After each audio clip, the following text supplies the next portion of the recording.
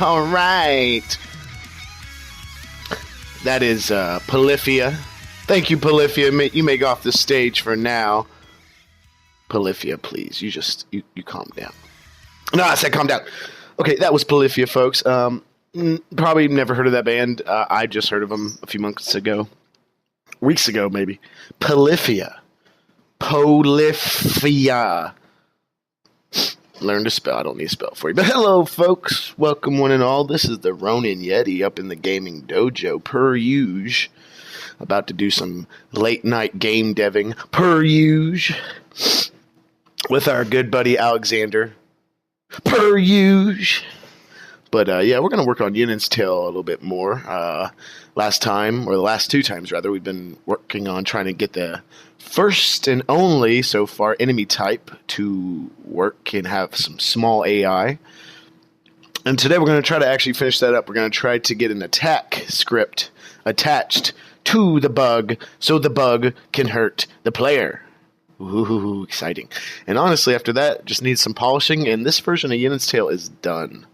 I'm ready to start on the actual version of Yenen's Tale, because the one we're working on is a VR version that's part of another game called Dreams. And by the way, if you didn't know where the hell you are, let me tell you where you are. You're not in TV, but it's Ronin Yeti. Ah, that wasn't as powerful as it usually is. I apologize to one and all. But there you have it. That's the slogan. Gotta keep it consistent, folks. Gotta do it. Wait a minute. Was that not paused? Yeah, my fucking dashboard, my Twitch dashboard is being all silly. So if it keeps saying I'm offline, which I don't think I am, because my OBS says otherwise. But anyway, fuck it. It's getting hot in here. What do you think about this summer, folks? I don't know where you live, but I know for me, it's getting fucking hot. We got AC, 2 AC units in the house, no central air, but the AC units are like elsewhere in the house, not in the office with the 3 or 4 giant computers. No, that's not a good idea. May have to move some around. But yeah, folks, if this is your first time in this stream, I am a indie game designer and developer and game writer. I also do, or try to do freelance work. I do volunteer work right now. That's what this Yenen's Tale is. It's volunteer work that will eventually turn into something more. I keep assuring myself. And it is just your basic point-and-click RPG, at least the PC version. The VR version, at least the Google VR, which apparently there's a Vive version now, which I was like, what? Why? You gaze and click the little button on the top. For those who don't know what the hell... This is the platform. Actually, the platform is a smartphone that you put in this, but this is a Google Cardboard. Excuse me. God damn, look at this high-tech technology. High-tech technology. High technology? That's weird. Anyway, yeah. So you put your phone in here. It renders 2 images of the game. Tricks your eyes into thinking it's one image. Bam, you got some VR going. So with that being said, Yenen's Tale is a part of Dreams, which is a digital art gallery with like over 10 different experiences. And Yenen's Tale is one of those experiences. And I also help make 2 other experiences, but those are kind of... One's way farther. No, that's not why we're here. So, but I'm gonna be waiting on Alex. He went to go get some food, and we'll get started when he gets back. But yeah, for now, I'm just trying to delete some stuff I don't need because the game does kind of run sluggish on a phone or a shitty laptop, even.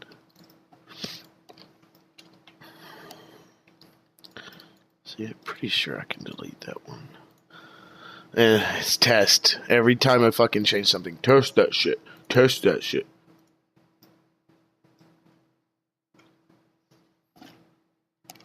I don't... Hold on. Well, that's weird. The volume. Oh, I know why. Yes, save it. Hold on. I had it started after I changed the audio settings. Yes. Yes. Yes. Forgot what I was doing there for a second. Yeah, see, my dashboard still says I'm offline, which I could be. I could be offline. Maybe I'm just pretending to myself that I'm cool enough to be online.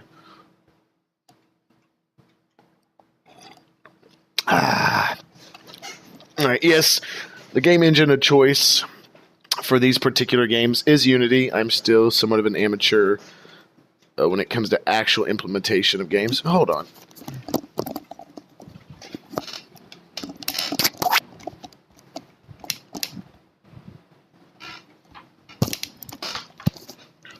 Alright, that's better. Yeah, I plan on trying to use the Unreal Engine here soon. Possibly at the end of this year. Starting the end of this year. Alright,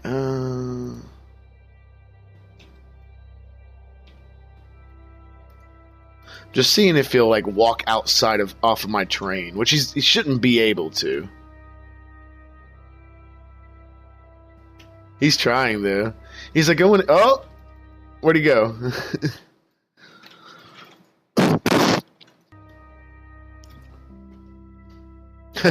Yeah, he's on there on the edge. He's fucking hiding. I gotta get out of here. Get your ass back over here. Alright. About what, Alex? You're fine. By the way, if you haven't pulled, you might want to pull. I did a lot of stuff Wednesday. I actually changed out the terrain and stuff and redid the nag mesh and all that. Alright, this shit works for now. Feet? No, you're fine, dude. I'll just mute your ass if you get too loud. But as you can see here, Alex, look at this. As you can see, that giant terrain that literally was like this fucking big, like that, it was that big, is gone. So that literally helped, at least on my laptop. It went from 60 FPS to 170 FPS. Just getting rid of that and adding this, I made this in Maya. I also got rid of some of these things that were like back here, stopping the player from moving back there. So it's a lot more condensed, brother. Yeah, apparently so. I don't know why Unity would have so many options for the in-game terrain tools it has if it's something not viable to use in the long term. But Shiloh told me this at the last moment, and this is when I was almost done with this new train. She goes, "Oh yeah, by the way, I probably should have mentioned earlier. I have a script that turns terrain into geometry and gets you a lot more processing power." And I'm like, "Say what now?" And she's like, "Yeah, you can set how many vertices and faces it has and whatever." I'm like, "Wow, I wish you had told me that earlier." But this is probably better anyway, for now. Or forever. Good news for me, or you have good news?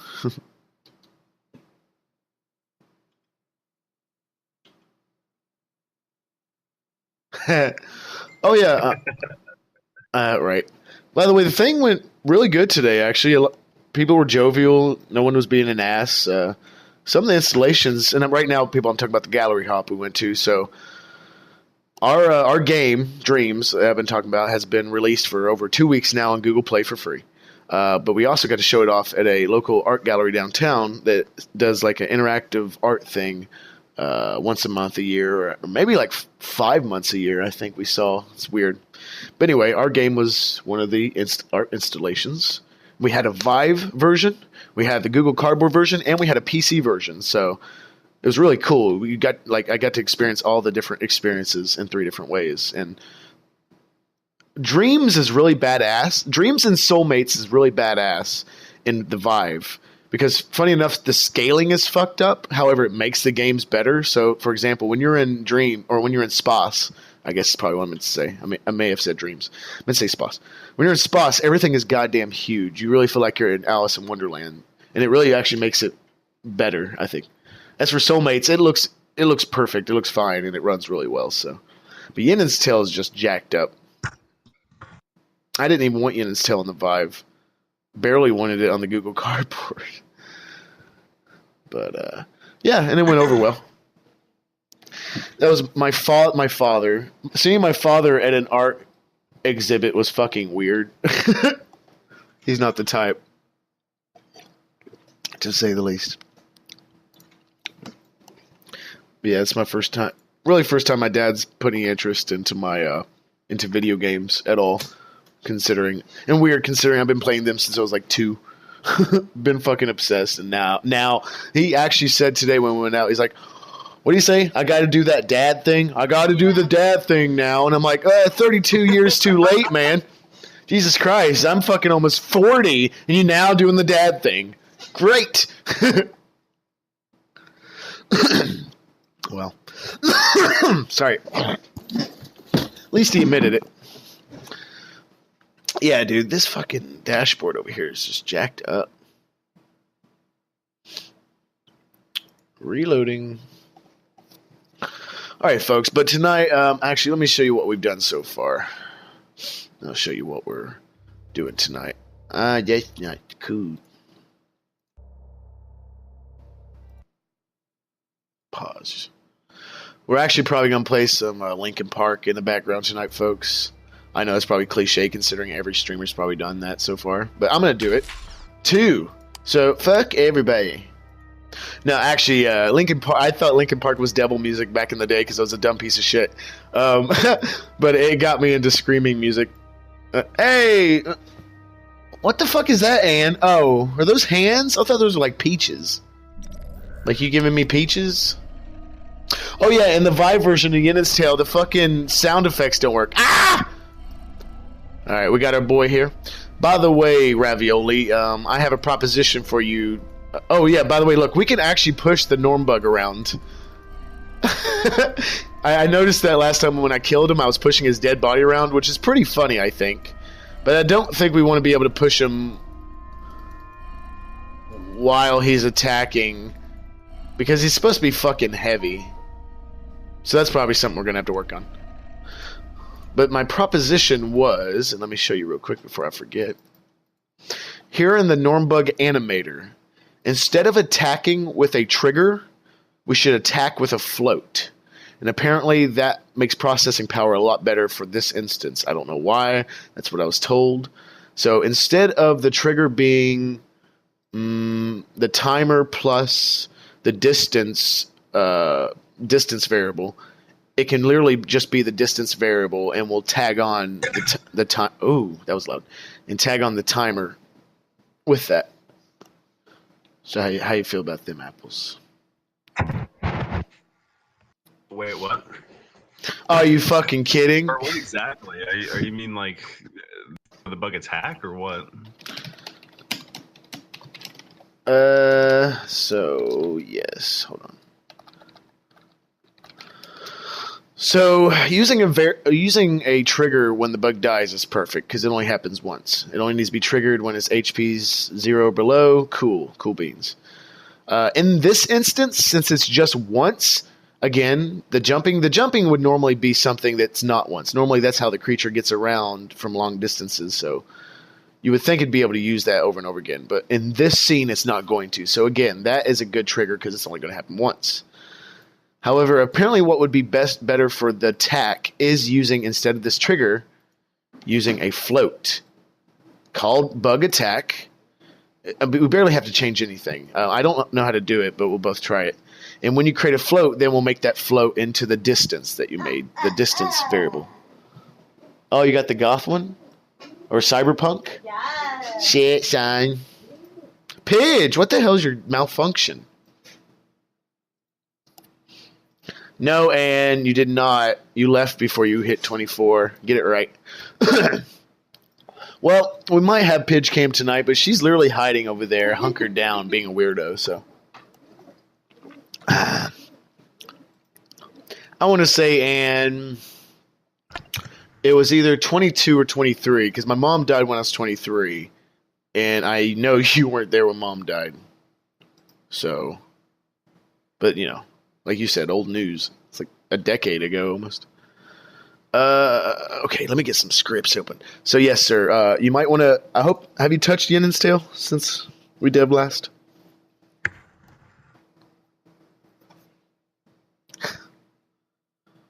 You know, touched it in its special places. Oh, okay. Well, that's fine, as long as you just pulled. I meant like before the pull. You honky. Bug enemy. Ah, you slapping your keyboard? You getting mad? Huh? You getting mad? Are you done with the Overwatch? I got my next level. That's all I was trying to do. Did you get all your boxes? Because I already got my boxes for this week. I have 3 more left. But I want to watch the stream.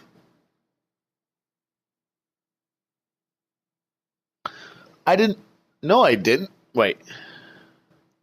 Let's see. No, I didn't. My dad drove me up there to see my mom for the last time, you silly ass. And I swear to God, I'm telling you, your memory's not as good as it used to be. Nah, that's not how it was.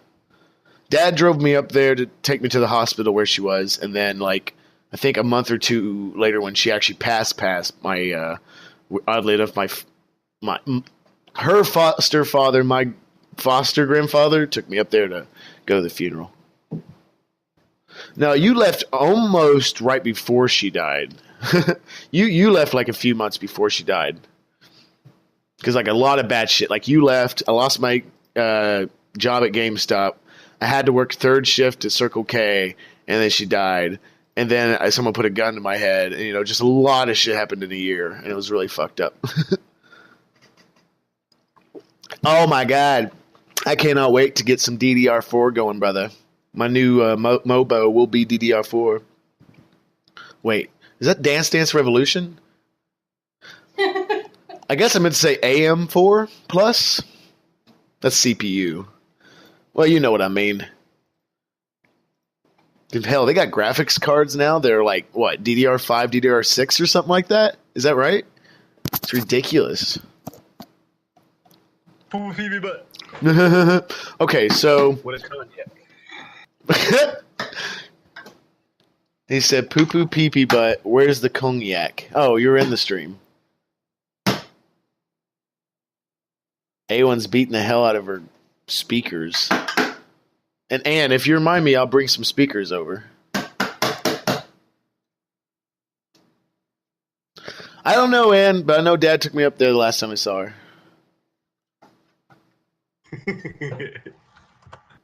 I mean, yeah, I probably did go up there to see her with the car. But she was still alive. And not in a coma.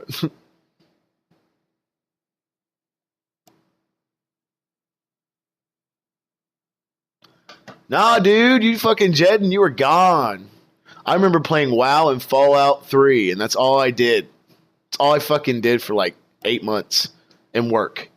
Worked third shift, played Fallout 3, and played WoW. That's all I fucking did. Didn't talk to anybody, didn't do shit. I was like in my own low coma. Alex, whenever you get the time, open this shit up and open up your bug enemy script, and we'll start scripting. And scrapping. So, remember when we were talking about that... Yeah, boy, we'd be scripting. I'm reading my old jokes and laughing at them. You're laughing at your own jokes? Old jokes. You're laughing at your own jokes? Poo-poo pee-pee cognac. Only for the elite taste buds. Well, here comes Nessie with the hashtag army. We gotta get you some new speakers. They're not very expensive. Hell, the ones I got are good. They're like $30, $40. Yes, I'm beating the keyboard with my string. Okay, I'm going to put... No. Yes.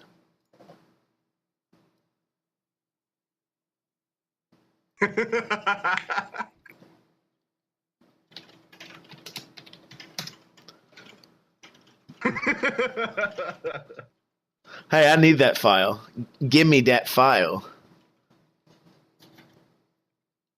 You're sick, man. You're sick. Excuse me.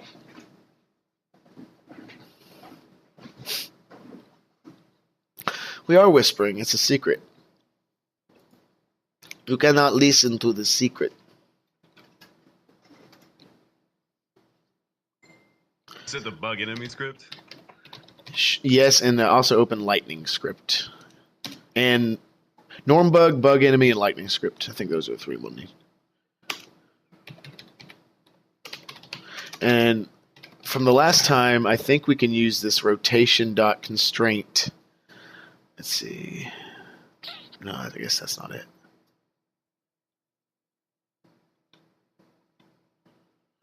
What was it called? Well, we were trying to stop... Did you get it so that he would freeze on like a turnaround thing? I mean, the attack? No, that's exactly what I was looking up. I was trying to find that one Constraint thing? Yeah, the rotation constraint.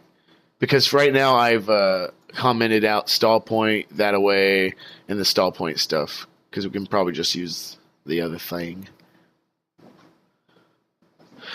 But again, first off, let's see. I'd like to see if we want to turn that one trigger into a float. So here's bug dead.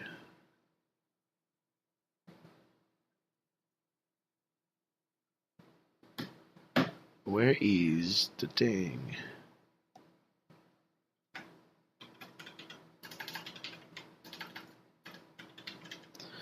Where? There it is. Yeah, right. So I don't know how to set this really. I've never used a float in this instance. I think in Soulmates I have a float like this, but I personally never written it. So maybe It's probably up in the API. Like, you could probably look at. It's probably something like set float, just like set trigger. we have to know. It would be animator dot. Animator dot set float. Was and this if statement right here is probably going to be put into this function down here or something like that, because this is the trigger of the attack, but we're going to make it into a float. Okay, so just make it set float instead of set trigger. I gave you the link to the API there. Oh, Donka. Firm tofu. We all float down here, Yeti.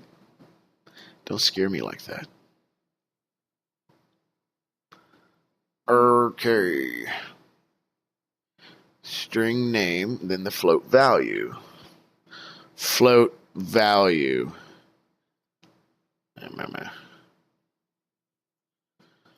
Well, okay. Control C, Control V. Mm-mm. Mm-hmm. Mm-mm. Okay, so let's see. Mm-hmm. Mm-hmm. So I wonder which one of these I should use. Maybe just the float value?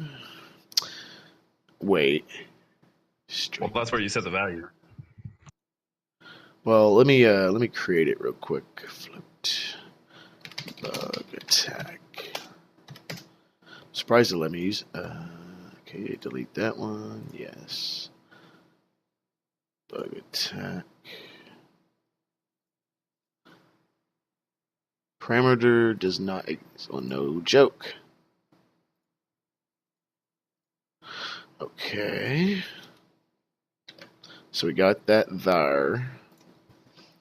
So do I put dist display, or do I hold on? Do I put distance? What the fuck? Stop, idiot. Why you keep doing that?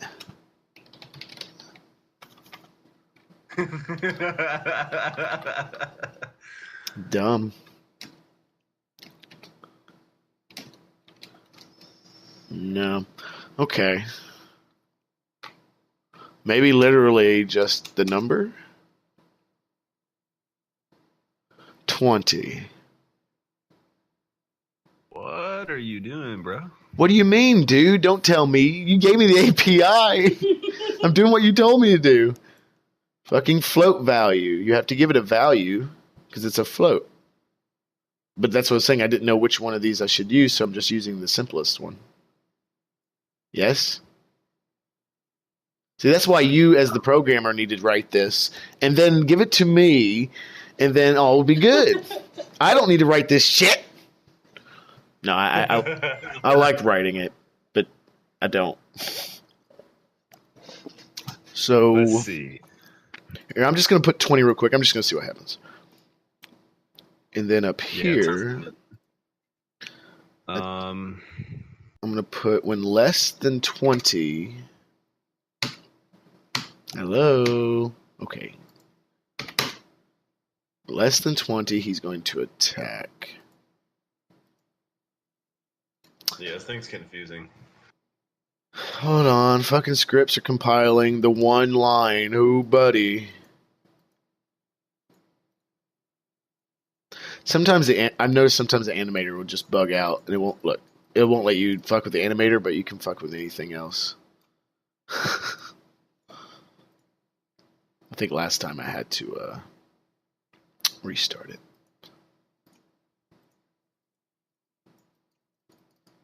Let me actually play it and then stop it and see what that works. Okay, there we go. Alright, back to what I was fucking doing. Less than 20, greater than 20. Okay. And it should know. So, Unity has an internal settings for size. I want to say it's inches and feet, imperial. Maya and other programs are in the metric system, but you can switch them both for both, but that fucks with things, I've noticed. So the only problem I have with this right now is this is still here. So I'm curious if I can take out this distance right here. Comment it out. Don't delete it. Okay.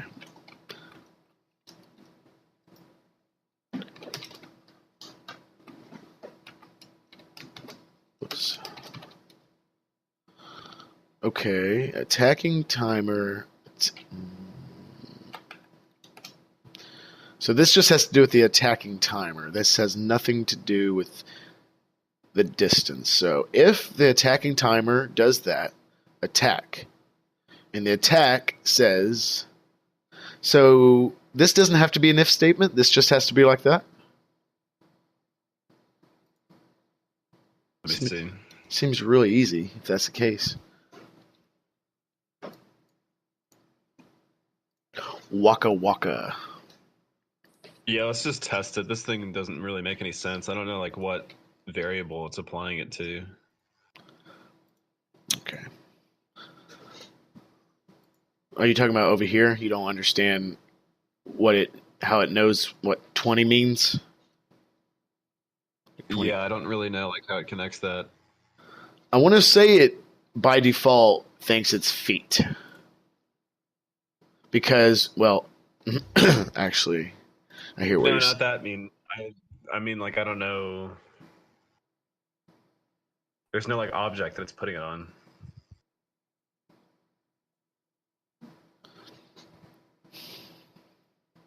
What was this line here for again? Dist display equals distance? That's just to show you the distance value in the inspector, like, alive while it's going on. So that you can gauge how, far things are going to be. Awesome. Where to set it. Yeah. I remember that. Yeah, right there. Okay. Let us say... Darn it. I'm about to play some Crawling in My Skin. I will. I promise. Uh-oh. He's attacking right now. Who, Chester Bennington? Yes, Chester is attacking me.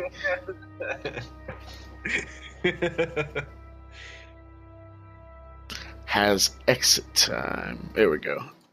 Oh. Hold on. I think when you use a float, it has to have its own exit time. Exit times really, I just don't understand them because they don't mean what you think they mean, which is silly.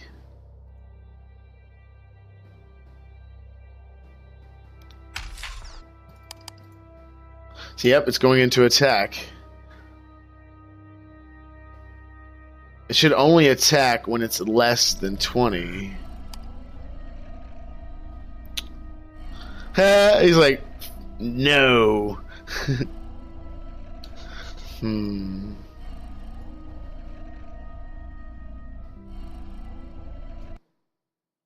Okay. Did you just like not Joe? Oh, hold on. That's probably why. This was called Bug Attack 0, when in the script it's actually called Bug Attack, so I just changed it to Bug Attack. So let's try again. Let's just see if he doesn't go into attack, this should work. Ah!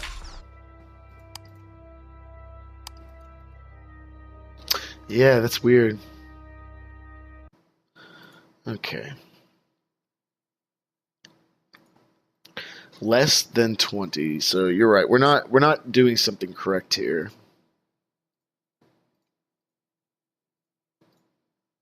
Obviously. I don't know which one of these we need to use. Did you actually set the float to that transition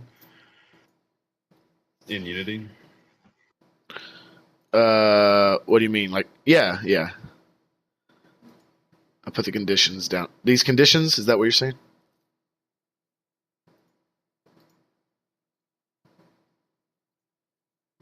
Yeah, that right there. Yeah, they're set. Alright, so this all looks good. I'm pretty sure it's the script. Scripta.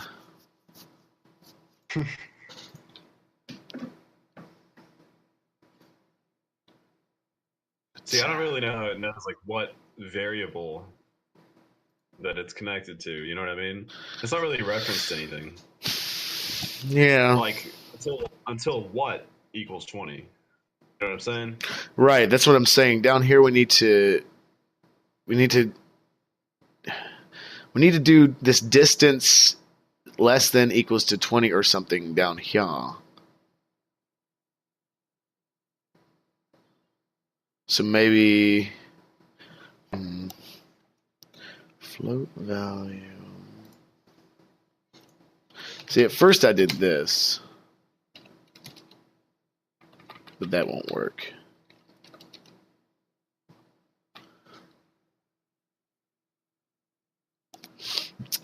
Let's see what it says right here.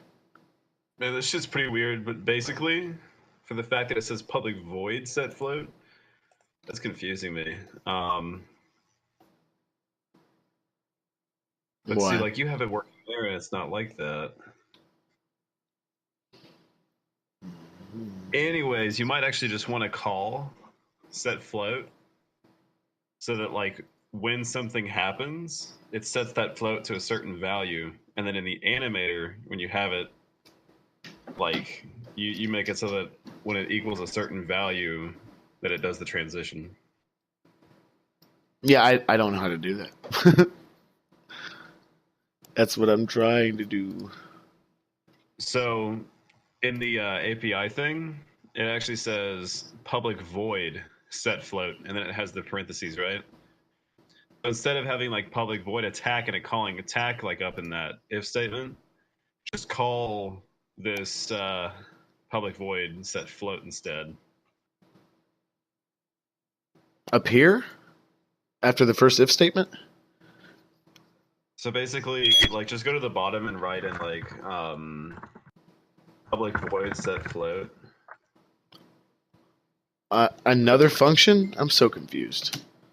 Yeah. Just make another function, and then like we're gonna have to call that function, and then as you call it, you're also basically you're setting the float value. Is what set float means, I think. Well, can't we just set it up here? Can we just set the value up here? How did it know what?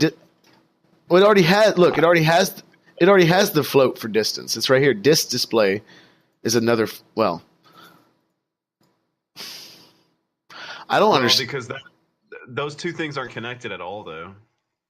Dist display and distance, like a reference or something like that in Unity.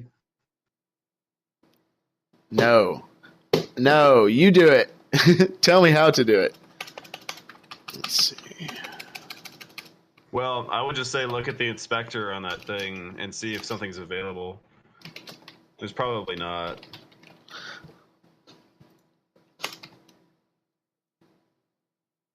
I don't know what you're saying, my friend.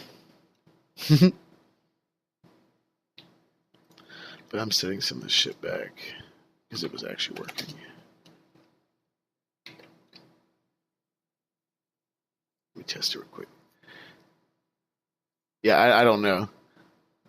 On your end, fuck around with it a little bit if you can. See what you get. Because, like I said, I don't know the terminology of C# enough to be able to actually have a decent conversation with you to be able to do what you're telling me to do. Because half of what you're saying, I'm like, what? Well, you can just copy what's here in the API.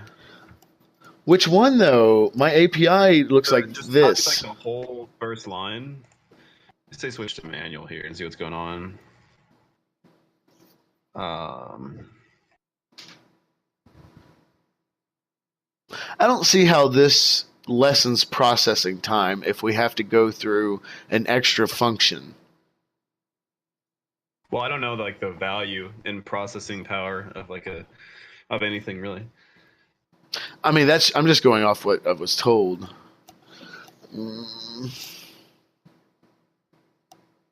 Is this actually worth doing, to be honest with you?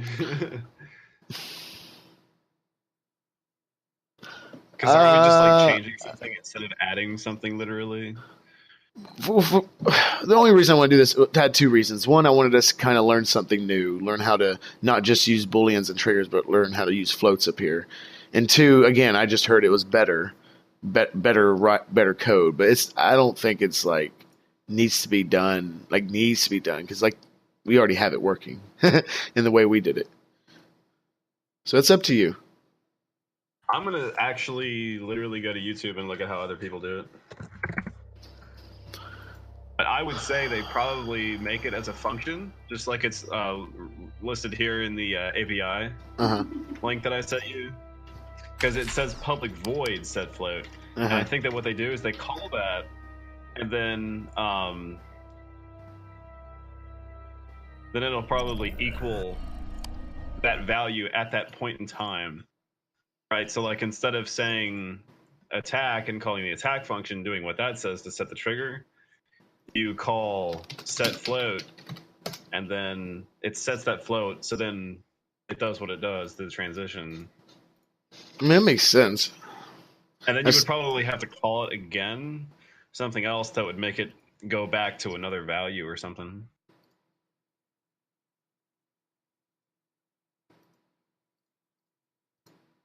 That's what's coming up in my mind without knowing anything about it.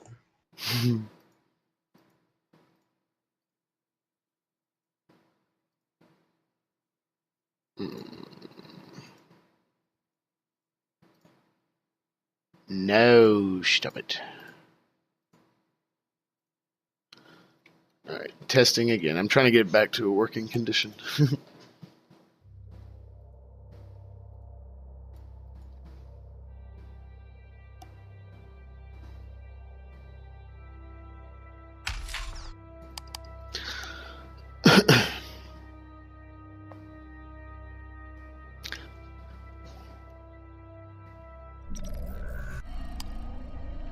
Come and attack me, baby. Come on, attack me, baby. Hey. And come on, attack me, baby. Oh, yeah. Damn.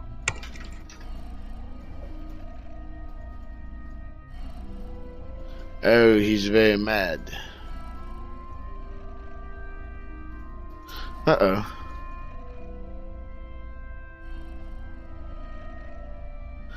Damn. He's not working. Alright, what did I fuck up?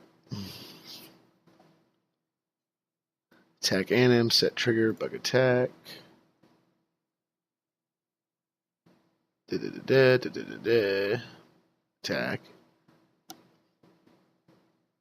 Let me delete this. I don't think that'll matter.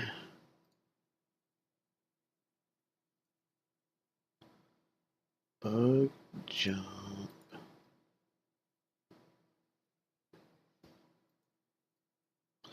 Oh, well, you know, it's doing that thing again. Are you typing in the chat? Yeah, I'm not getting any of that, guys. So that's if I haven't been talking to you, that's why. Because fucking Twitch is shit. You hear me, Twitch? You shit! That's right. I don't make you any money. Twitch can say what I want.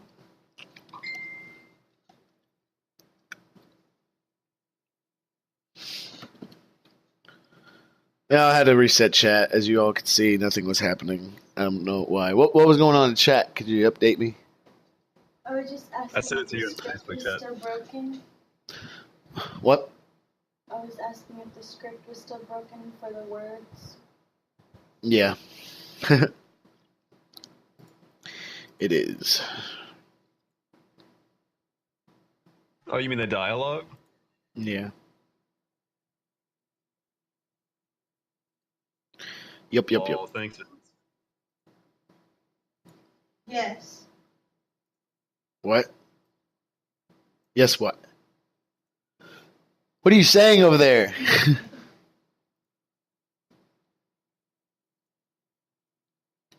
Please work. Did you look at that YouTube? No, not yet. I'm trying to get this to work again. I don't know why it's not.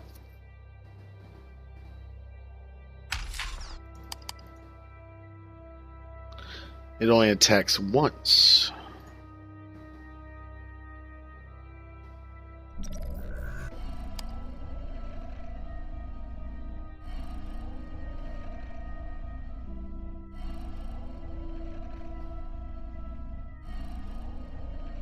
It's actually not attacking at all.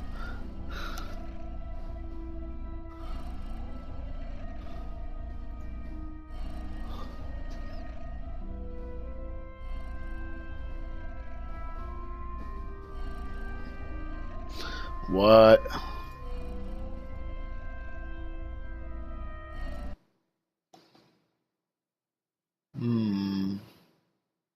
Pretty certain I changed everything back.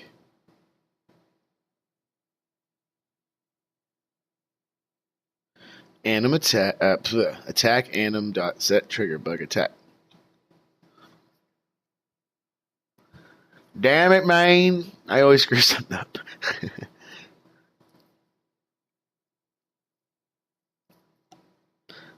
If distance is less or equal to 20, yeah.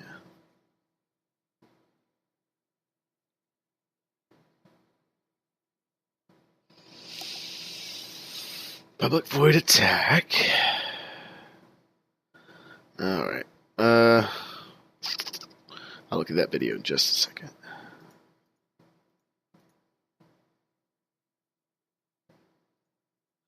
I know sometimes you have... It's kind of rare, but you can shut down Unity and then things will magically work. I'm not saying that's what's going to happen, but it's sometimes a solution. Dying, attacking, bug dead, bug attack.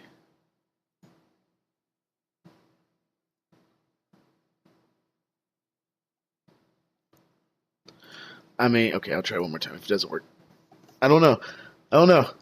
Maybe I need to bring it up and you need to look at it, Alex, see if there's any differences, because I don't think there are. Differences in what?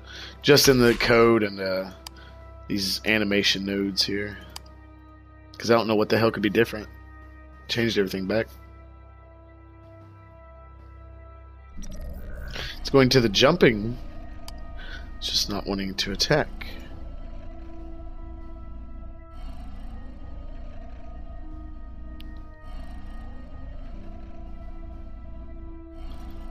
Oh, now it's attacking. Oh, it's trying to attack. I didn't even do anything different. Oh, no, it's not doing anything.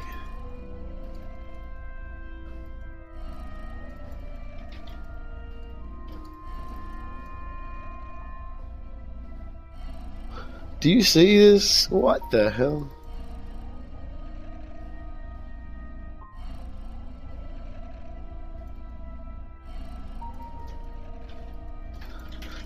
It's like when I'm around 15 distance, then it starts to try to attack. But it doesn't say 15 in the script.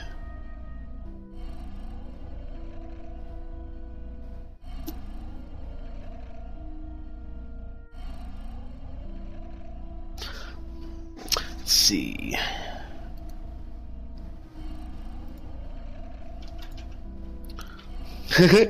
He's having a mini seizure.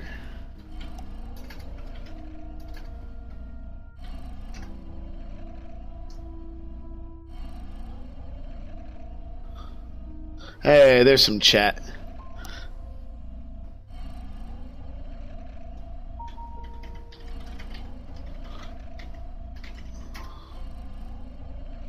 Well, he did the attack.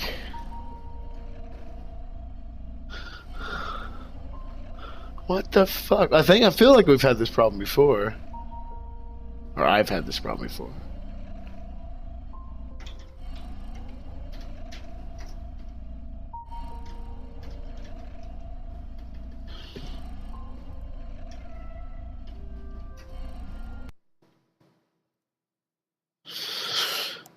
Well, okay, there is a 15. But I don't know why it shouldn't have to do with a timer. Why is this greater than or equal to 15, by the way? That's probably just for testing, dude.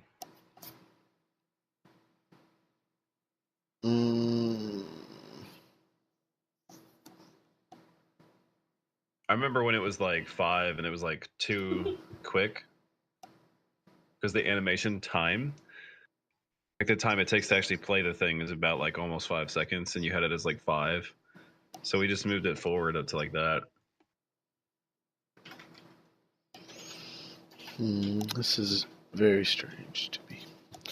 Because then it would be like constantly attacking to happen every 5 seconds.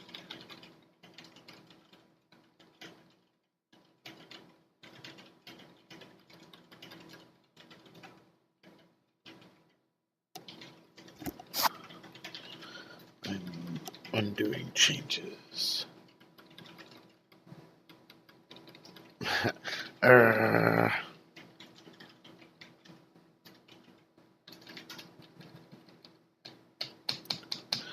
Alright, now the script is literally back to the way it was. Like, you can't really use the distance float because that's a vector 3, I think. Say what now? Or but that's probably why it's getting complicated. Or actually, I don't know. It was working though. Yours probably works right now, I would assume. Bug idle. Come back over here.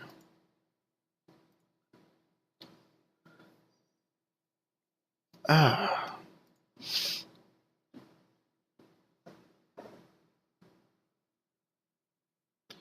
No, we're poor fags. We cook our food.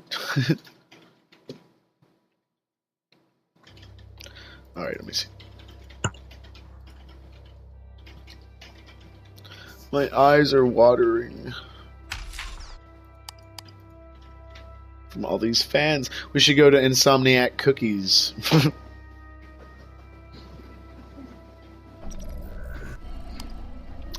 Goes to the bug jumping just fine. And it's set up exactly how bug attack is.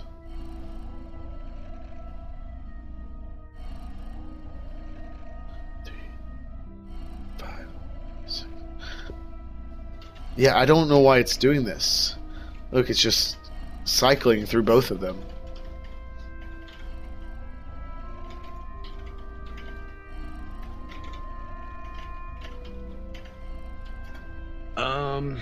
Looks like he's trying to throw up.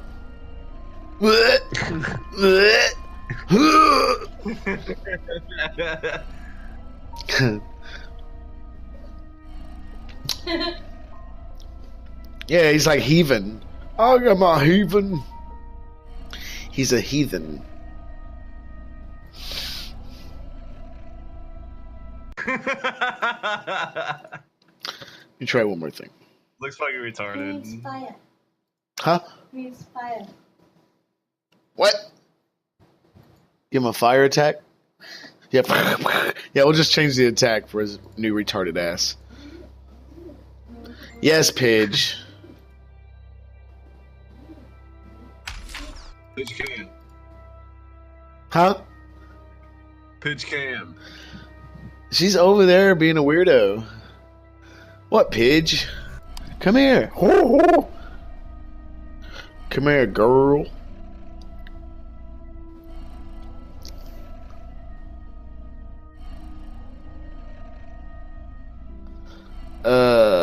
Why do that? Literally uses a float object as the anim.setFloat Float value.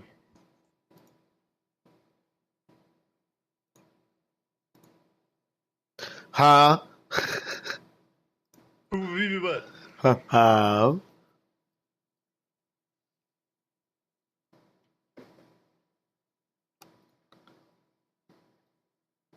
Do you still want to try this? Do like make a float? Wait the fuck a minute. Hold on. Am I really that stupid? Hold on. If this is if this is the reason why it did it, then I don't know how it did it. I didn't fucking touch it. I think it's trying to blend back into the idle animation. Hold on. Yeah, it was fine before. I didn't even touch the blending. I don't know.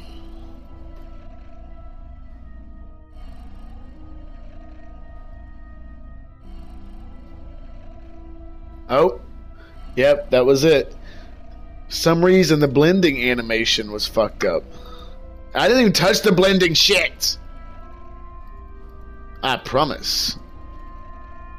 That's not my lifestyle. You lied, bruh. Okay, cool. Well, there you go, folks. After an hour and 7 minutes, we have finally got everything back to normal. Yay! Fuck. Was it Nessie? Fuck, and a bird. Was it Nessie's doings? I think so. Okay. Look at this. Mister's being a little boo-bah. A little boo-bah, baby, boo-boo-boo-bah, boo-bah, boo-bah. He's like, oh, yes, pamper me. Do you see it? Do you see him?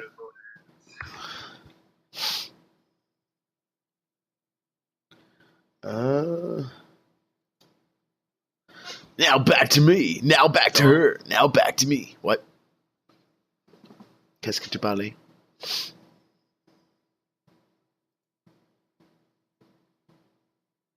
God, Facebook, you're so slow. Garbage. You're garbage, Peach. You're garbage. You belong in a trash can. Oh no, that hurt her feelings. She's gonna like peck out my eyes while I sleep tonight. I found you in a trash can. In this lesson, we will be addressing some of the more common uses of the animator class. For complete documentation on the animator You know this is class, 3 years old, right?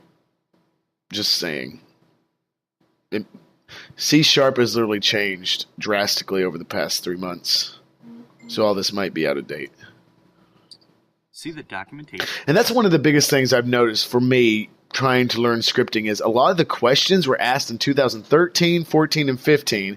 No one is asking new questions. And I'm like, shit's changed. You can set the Google search to only include stuff from like the past year or so. Yeah. Link Barely anything comes up. For me, at least with the questions I'm asking. Between the states of an animator controller, we need blah, blah, a blah. float named speed and a trigger named jump. The controller is set up in such a way that Ethan will transition from idle to walk to run. You can just change in the middle Ethan. and see what I was talking about. The string speed and our variable move. Like wherever he's showing the code, basically. Back in Unity, we Shit. can run our scene. We can These fuckers always go too fast. our animator. Yeah, so like where you see he's making float move, and then he makes it turn into something. Float move. Variable by And that typing means... an This means... You have to make a float, and you have to somehow make it so that you can make the float equal different things based on like different actions. So like, I mean, that guy's doing it because he's pressing the up on the little arrows. Mm-hmm. It's like an actual button. So this would be like, This would be our dist. are you trying to make this for like the? Wait, this is what is this for? The float for dying? No. Or He for d- like how often the attack is? Yeah, so instead of having distance as a trigger, we could have distance as a float. So I think it gets rid of a few lines of code. I think that's why we want to use it. Oh, distance. Yep. Wait, what? I swear to God, you need to go out and get some fresh air. I'm going to slap you with a tuna. You hear me? Ravioli? Eat you a cookie. But distance is a float. It is, but for some reason, we have it as a trigger as well. And that's why when Leonard and Shay looked at it, they were like, why is that a float within a trigger? And I'm like, I don't know. So they're saying we could get rid of the trigger part and just make it an entire float. Because yes, distance is a float, but bug attack also needs to be a float. So you weren't able to change the word trigger to float, then put it there, and then make it like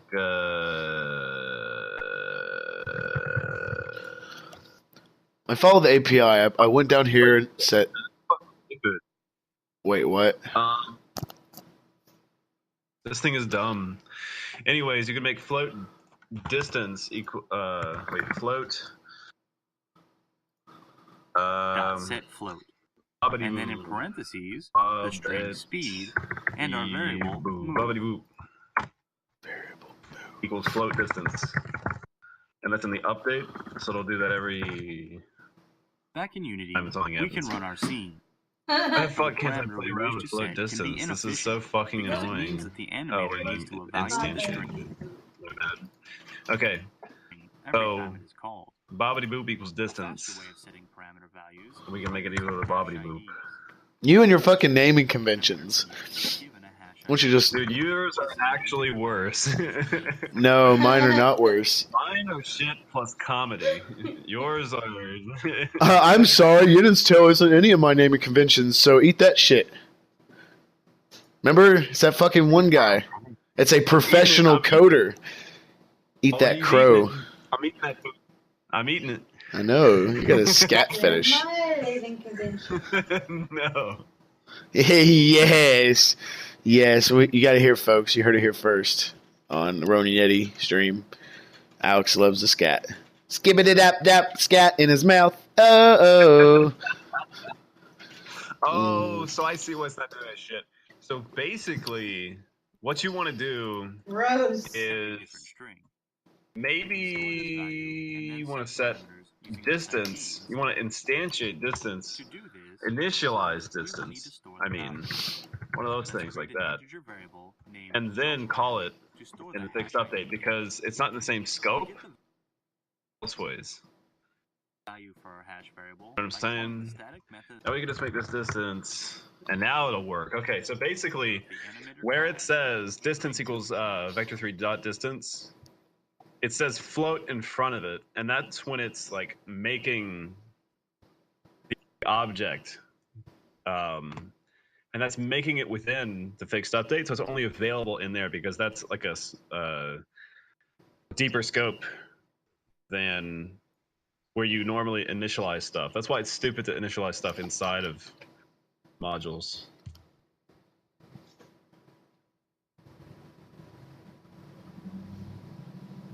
Nonsense. No, not in the slightest. Okay, I tell you what to do. So You go tell to the me. script. Go script. I don't want to fuck it up again. I'm so scared. Why am I doing this, Alex? Why are you making me do this? You're supposed to do it. And then he you looks like the bad guy, Mr. Penguin from Batman. And then you send me an email through a page. You give the page the email and send it to me with the notepad. Okay? Dude, is that how your internet works? Yeah. Pigeon Patrol. Pigeon Network's pretty fast. Inside of void fixed update, put your eyes in there. Now, where it says float distance equals vector3 dot distance, just delete float, okay? Now, up where you initialize objects, float distance. Huh? I need to create distance as a variable? No. What are you doing? You said get rid of float. God damn you. Started commenting There's a it out. delay. There's a delay. You I calm know. down. But you started commenting it out. You fucking told me comment shit out. Now you're telling me delete shit. You motherfucker, you got cognitive dissonance. Don't even know what you're saying. So anyways, basically. Oh, fuck you. Just write float distance, semicolon, up there. To initialize the object, right? So should be public. Why not? 20, or should it be 0 starting off? Obviously. Or actually null. Yeah. Wait, it's not letting me do it. Well, never mind then. I was using it elsewhere. Yeah, see, it uses it up here. Fuckers. Okay. So we've made distance equal that. We have it set up here. So basically now what you can do is you can change set trigger to set float, and it will actually take that distance value. That was the only problem before. So change trigger to float, and then after it says bug attack, just put a comma, space, and then just type distance, and it should work. Not actually in the game, but in... No, I already did it. So basically... I did it 5 hours ago. Anyway, back to the game. No, I'm just fucking with you now. So basically, we have to make it still... Oh, no, wait. So yeah, you have to set it. You have to set the value to be like... thing.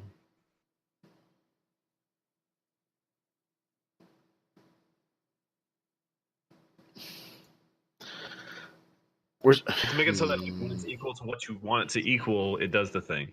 It's all set up to do the thing, but you have to set the parameters here. I know. We have not we've not gotten rid of any code. We've just added code. So I don't know what the fuck, Shaylin, we're talking about. I'm fairly certain we're doing things wrong. Oh, no. So basically the thing is Attack. that if you're going to have a float variable, you might as well just apply the triggering to that variable instead of just using a float trigger. Oh. Instead of a trigger, I mean. Because if it's already... Basically, Unity is going to read the float value anyways, so it should just do things based off of that instead of taking it and making a trigger. You know what I'm saying? They basically shouldn't have complained at all because there's no reason to complain and be picky. Right. He was I was showing him how the bug works, and he just, instead of saying that's cool or that's shit, he's like, oh, you should probably use a thing there. And I'm like, okay. Whatever. Yeah, that's just nitpicky bullshit. All right, let's try it out. I'm scared. Oh, he's already in attack mode, so that's already not good. Let us see. I'm going to make this 20 real quick. Yeah, it shouldn't be 0 in the inspector thing, right?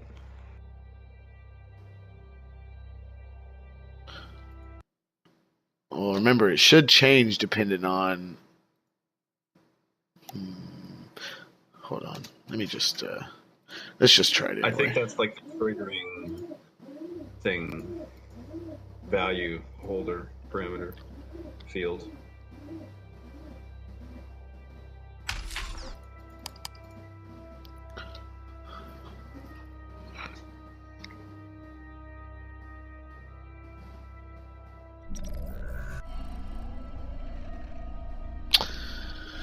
Here we go again. Let's see.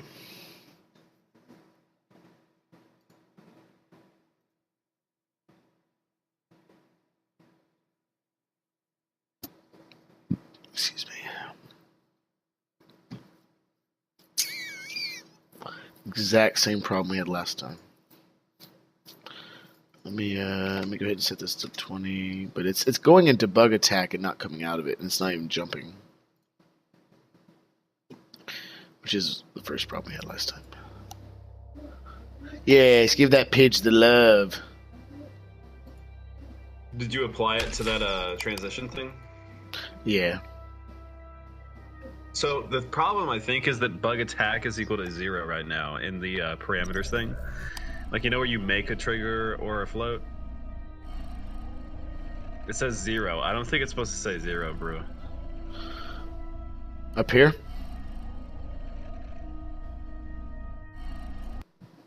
Up here? It's going to require a 10-second. It's going to be its 10-second delay, remember? Yeah, right there, yeah. You don't set anything right here. This is for Unity. This just shows you what kind of options you have. You have to set it in the inspector or in the script. I mean, we'll try it, but this will change depending on what the script. What? So bad. Yep. Let's see. 20. Because I've already set it in the transition. But you might be right. All right, so it's staying in idle. That's a good thing. So bad. Give me that. Give me that. Give me that.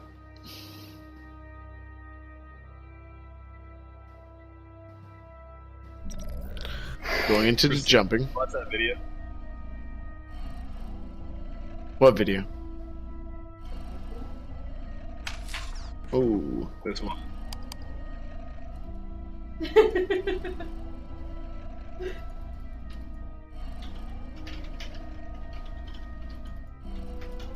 All right, cool, man. Let's see. Oh. So everything's cool up until it attacked the first time, and it doesn't attack anymore.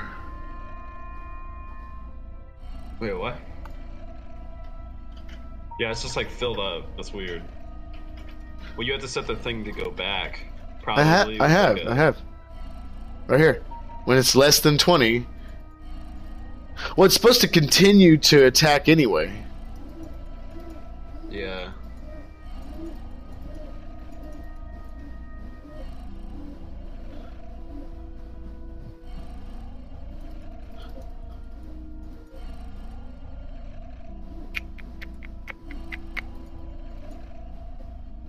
Greater than 20.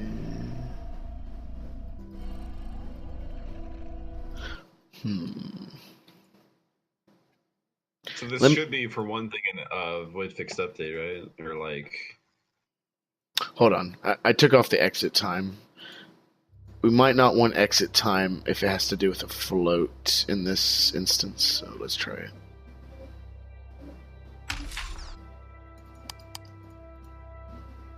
Come on, Mr. Buggy, come on. You sent that vid 3 times. He's a comin', he wants to play, he wants to fight with me. Right, attacking. And stops. Drat.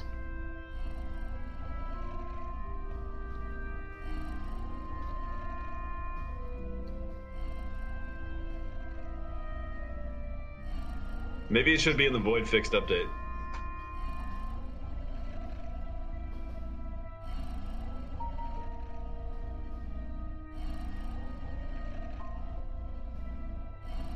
Shit, I don't know what to do for that.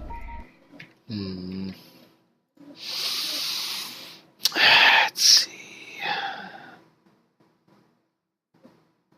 So, see, I don't think we need this here anymore. Since we already have it set up here and right here. I don't think we need this right here. What do you think? I think this just... I mean, you can comment it out, but it's based off of the...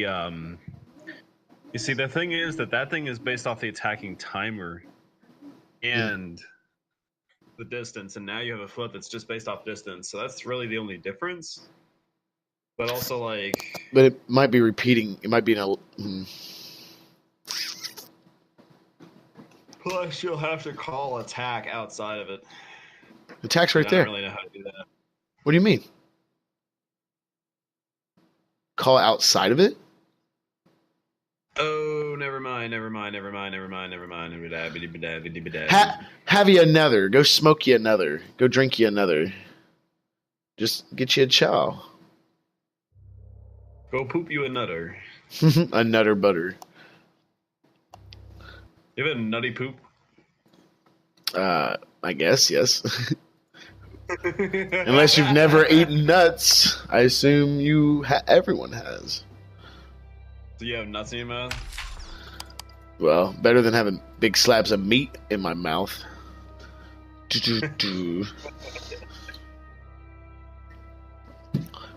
Don't let your balls touch. That's gay, son. This might have fixed the stupid problem, but probably not.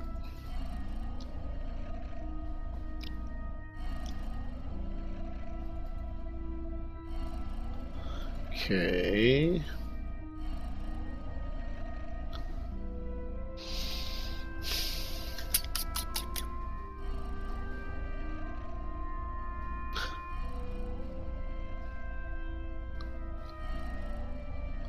Well, either way, we definitely didn't need that there. This is still not working. Less than, greater than. You get rid of the ampersands? I did, yes. Okay, good. Good. You turn off exit time. So what, does it just get like stuck at the attack? Yeah, it just stops because for some reason it can't find a way to transition out, I guess. But we have an exit time and it's supposed to transition out once. Well, remember, again, it's just supposed to, it's supposed to keep cycling through attack, but it's just stopping. So I don't know what's causing that.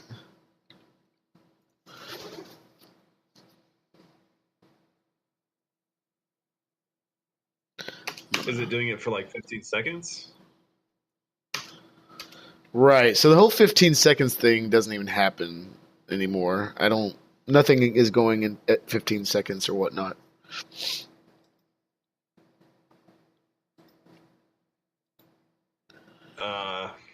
Distance.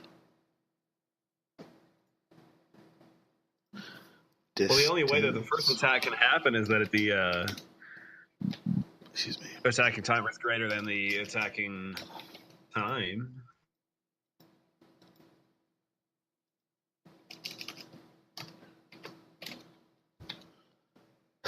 Cool jelly squid thing.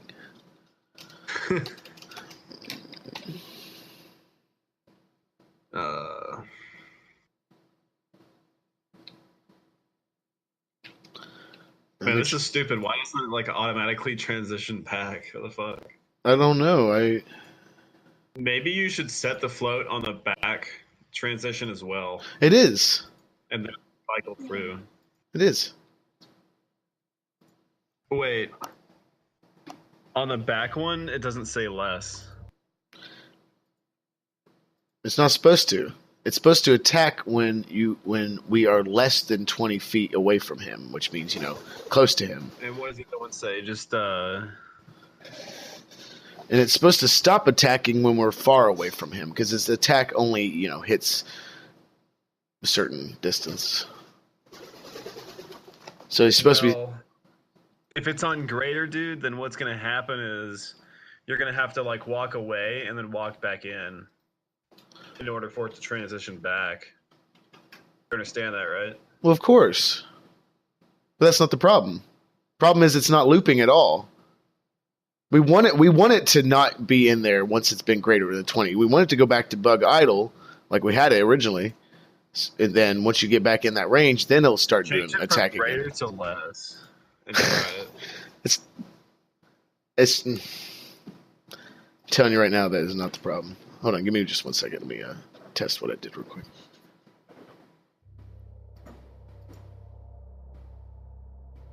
Not the entering, but the exiting. attack. But both would be greater. Or less. Or whatever. They'd both be the same. Yeah, I think both need to be less. Otherwise, you'll have to walk away from it to do the other transition. That's the point. You do want to walk away to do the other transition. No, wait. I think we're not saying the same thing. Hold on.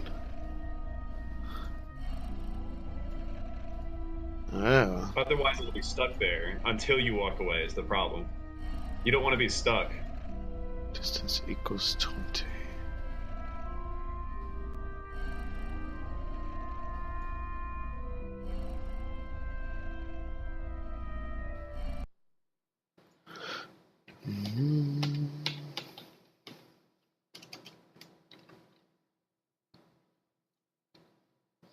Okay, so that's so weird. Actually, we need to. I think I know what it is. Make them both less. Try it. Otherwise, you have to walk away. Why would you want to walk away in order to make him stop? I mean, like the attack and go back to the bug idle. Because that's the way it's programmed right now. What do you mean? That's okay. So when you walk away from him, it goes into an idle state because he can't attack you from that far away.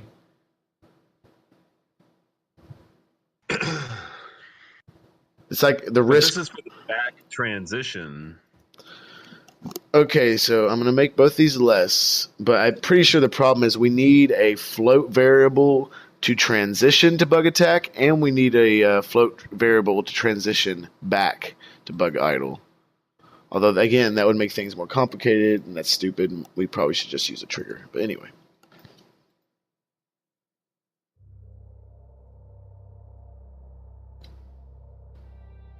Wait, why would we need a float for going back, though? Because we need to tell it the number. But we shouldn't have to. We should be able to use bug attack with greater and less than. But the only thing I can think of is you have to have two different variables. No, because if you make it greater, then you have to walk away from it. Otherwise, it'll never loop back to a bug idle. So it'll be stalled. That's why it's stalled.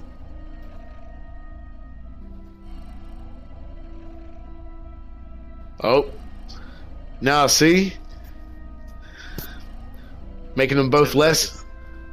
Making them both less causes a loop because they're both less. So it's trying to do both at the same time. So take the thing off of the other one. Take what off? Take the float off the exiting one. Why? Or is this where exit time would work? It has exit time. This needs to be greater. Trust me on that. I think it needs to just be gone totally. What, the float? No, the This? No. Go the exit one, and then go to where you have greater on right now. Just press the minus button, dude. Get rid of that thing. Causes a loop. Because he doesn't know what to do.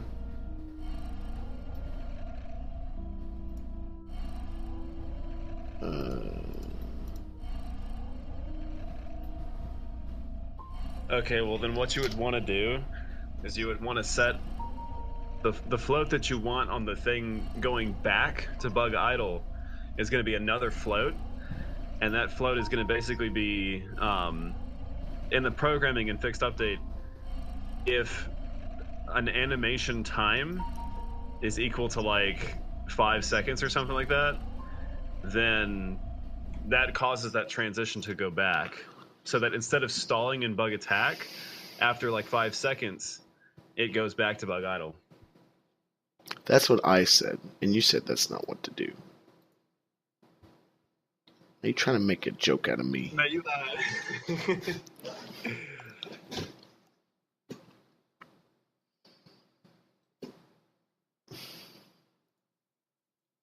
See, that's just not how Unity works, though.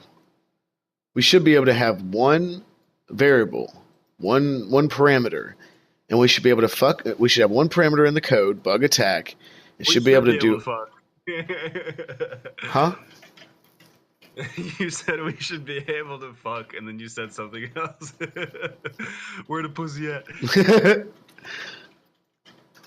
I don't know, man. You heard it here. Oh, hello, Pidge. Help me. Help us.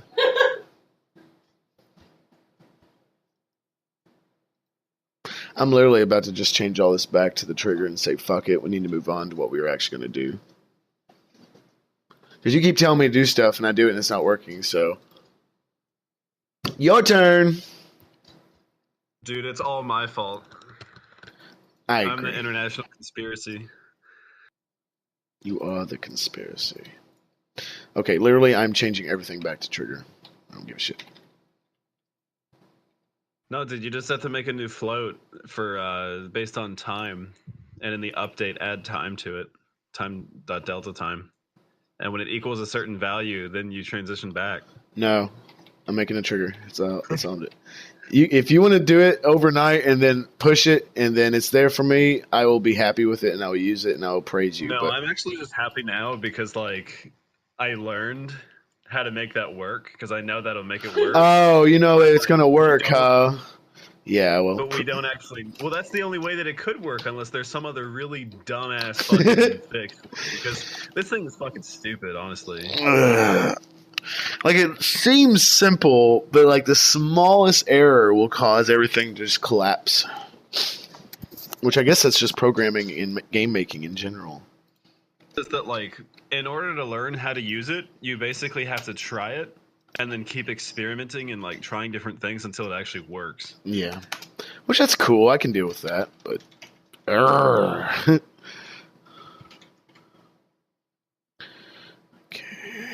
Let me remake a trigger because I'm an idiot.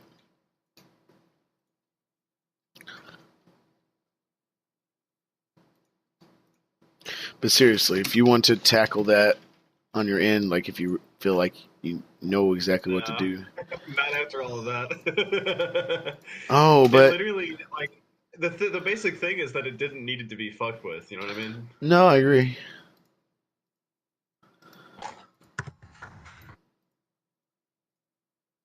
First time you do anything is going to take a million years. Okay, let me see if everything's back to normal. Yeah, again, folks, 1 hour, 40 minutes into the stream, and we've yet gone back to square one. Congratulations, folks. Progress is being ignored. You know, we're just experimenting, people.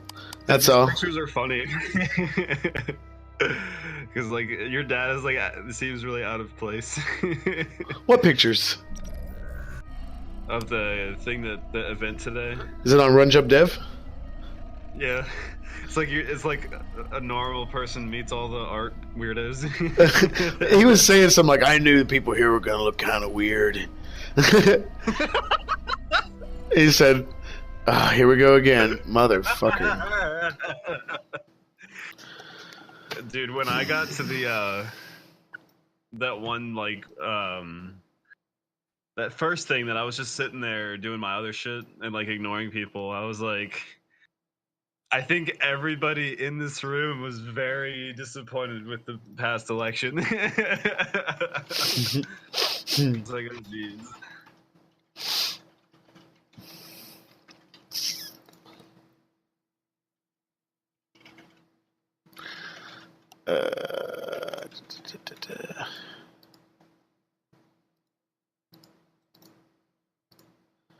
Meow, meow. God damn it. So every time I make a change, try to revert back. Nope. Nope. Nope.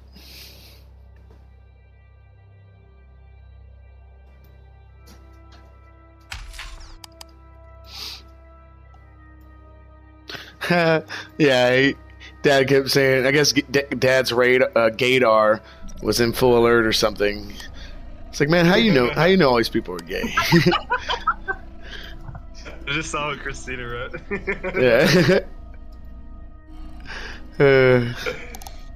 Yeah. But Christina, you turned them all gay with your with all your costume suggestions. And now Shay only plays Link.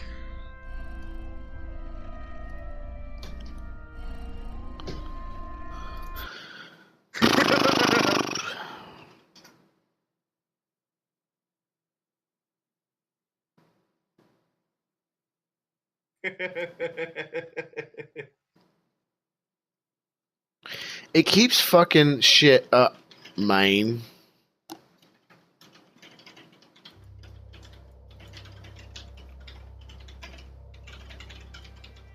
Hots? Who has the hots for who? Being gay again over there, A1.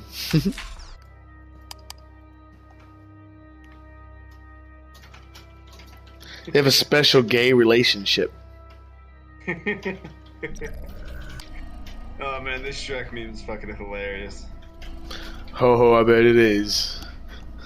This is him over there, fucking addicted to memes. Not even doing his work. He's telling me to fucking program. He's over there jacking off to memes. It's an outrage, I say. And I'm not gonna take it anymore.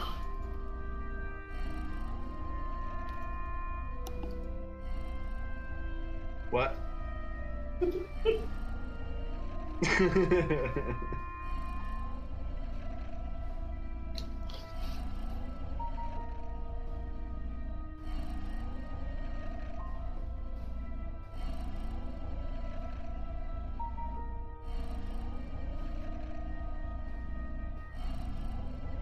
Bro, stop picking your nose on TV.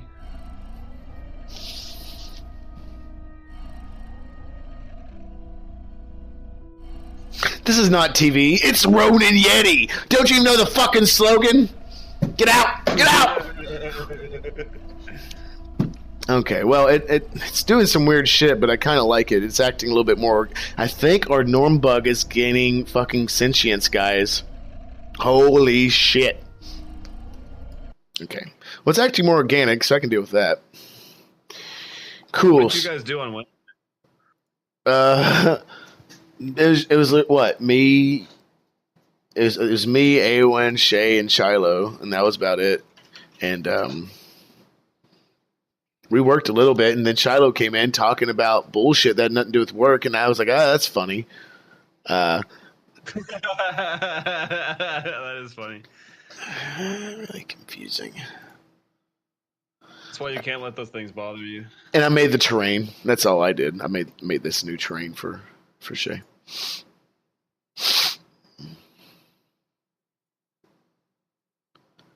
Bug. That's weird. Okay, anyway. All right, now, are you ready to do some work instead of looking at memeses? Are you ready to write some codes and copy and pasta it? I need some copy pasta. Some Dio Volo sauce. Right?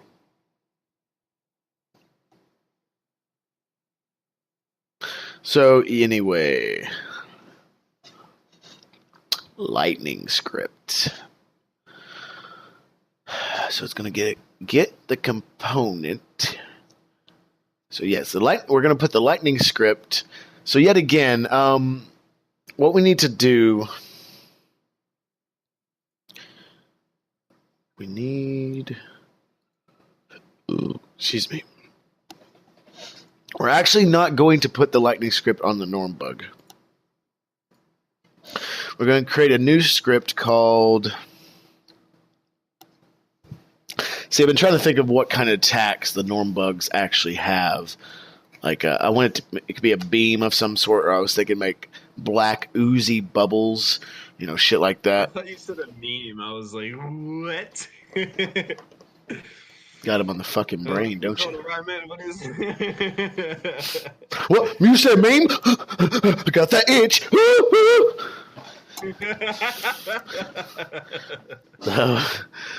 We're just going to put a norm attack. That's simple. So do this with me, Alex, if you could. Go into the scripts folder and create a new C# script called normg attack. And we're going to use the Lightning script as basically the architecture for this. Hi, guys. Norm attack. N needs to be capitalized. Attack needs to be capitalized. At least the first letter.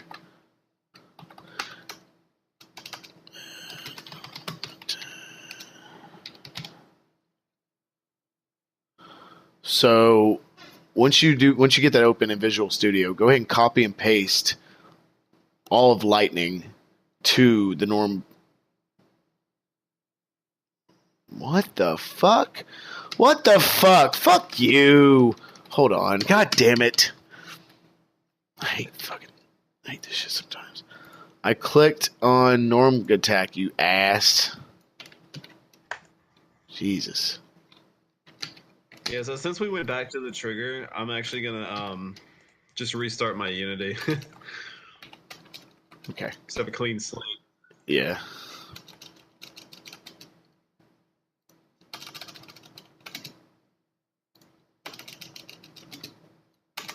Did you just push?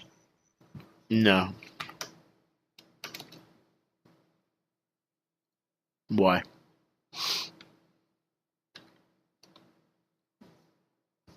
Are bad things happening? My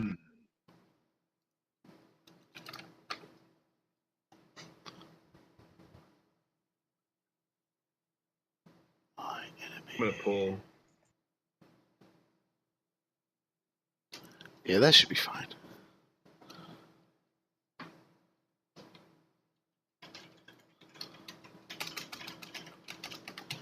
Norm attack.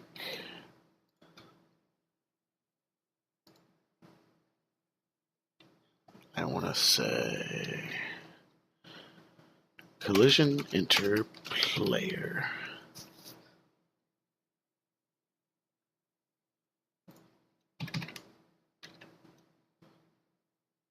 I enemy. Is there an I player? I weapon.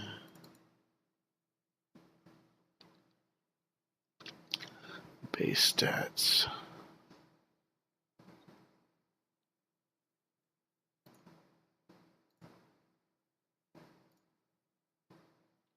Bam bam bam bam bam bam bam bam bam. A boat. Getting rid of some of this shit.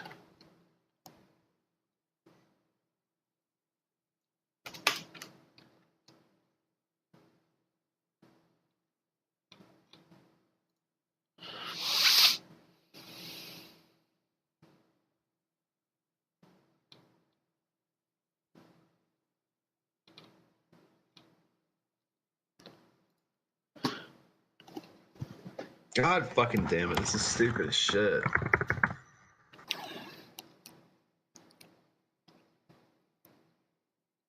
Did you try to pull? It didn't work.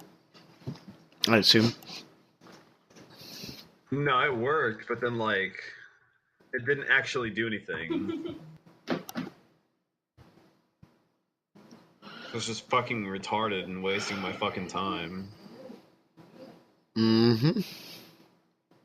And I said don't save and everything like that, and it saved it, so I had to change it back to set trigger and everything like that. Yeah, Unity has like a auto save feature. After like 10 minutes or so, it'll do a little auto save. You can turn that stuff off if you ever need to. Yeah, it's nice how it like doesn't have the undos though. Just fucking backing people's shit up is all it's really doing.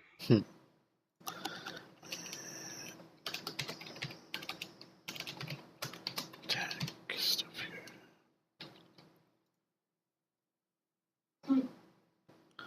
here. What?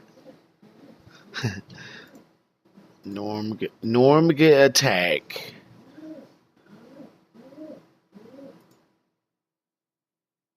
Norm get attack script. Okay.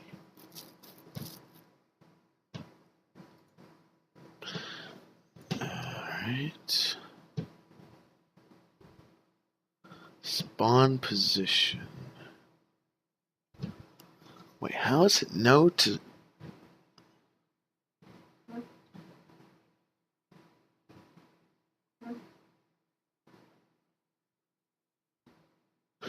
Spawn position equals transform position.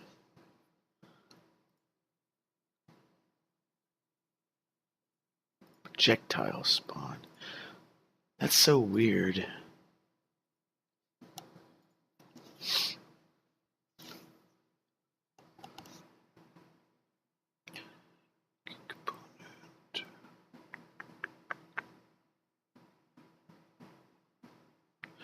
Destroy. So I don't even understand how the original Lightning script works, because nowhere does it even mention the actual sprite, the actual... This is so fucking weird. Yeah, it's just a projectile point. There's nothing there. Well, you probably instantiate it from outside of it. But you think the script...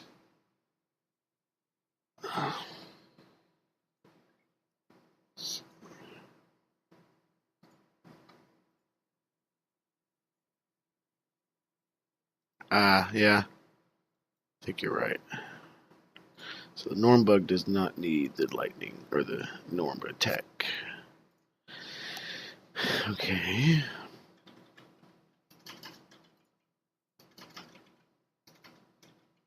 Player weapon control.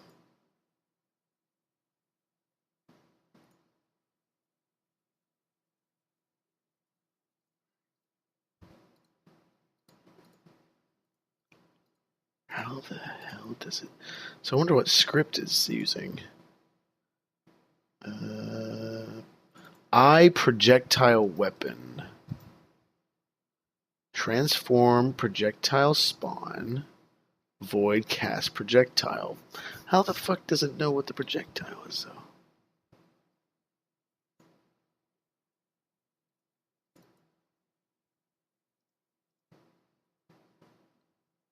Perform special attack. See, this guy's scripts, man. This is not scripts for beginners. This guy's fucking crazy.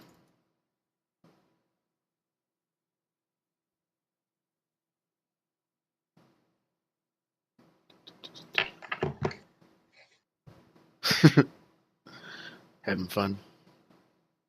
Set float.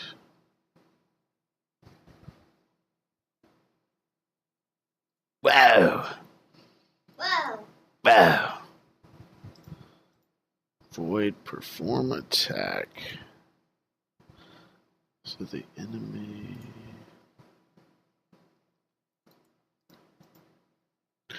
Hell, we might not even be able to use this lightning script. It might be all set up for the player. And I thought we could perhaps just change it. Green slime. Green slime? Like creepy crawlers. Damn. Did you ever have one of those sci-fi, like kids sci-fi sets? Not sci-fi, it's like evil laboratory sets. You can make nasty shit like brains and stuff, but you could eat them. Motherfucker, I did that in real life. Yeah. I'm talking about, what, it's like at 6-year-old, you were fucking mixing compounds and shit? Creating compounds? No. Whatever. No.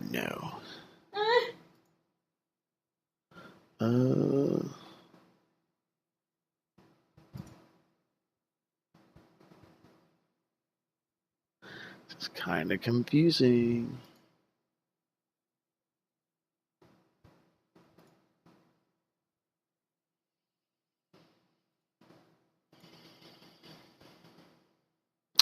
So,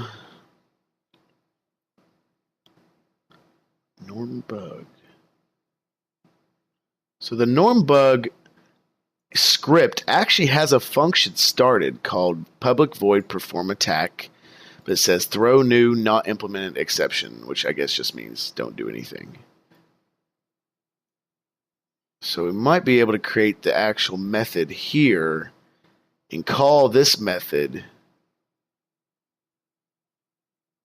in the norm attack script, I guess. Let me look around a little bit more.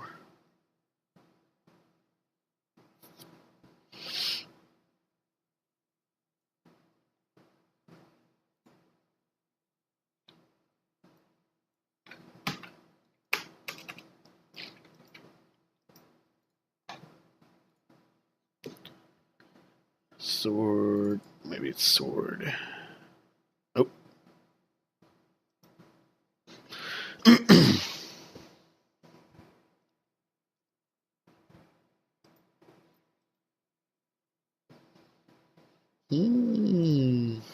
Oh yeah. Damn. So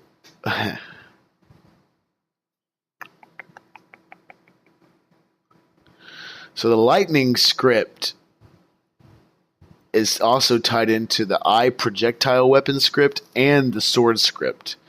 So it's legit. It's literally like a child of these other scripts in a sense. Which obviously we weren't going to use the lightning script. Like I said, we were going to change it up, but still might have to duplicate some of this stuff.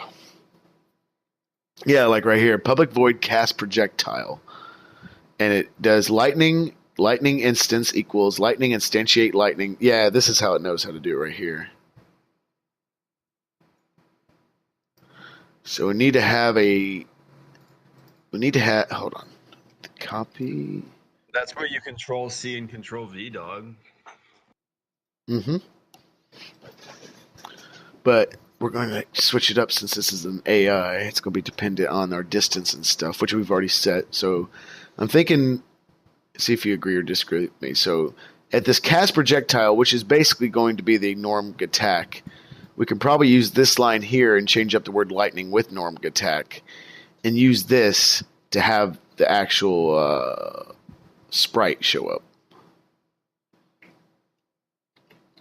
You want to put that in the new attack script? Well, no, actually, I think we want to put it down here, if possible.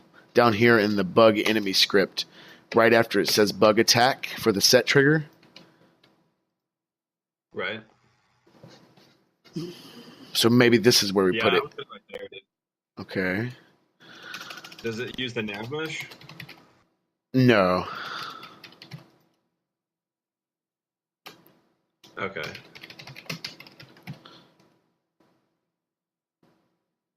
Well, that's fucking good.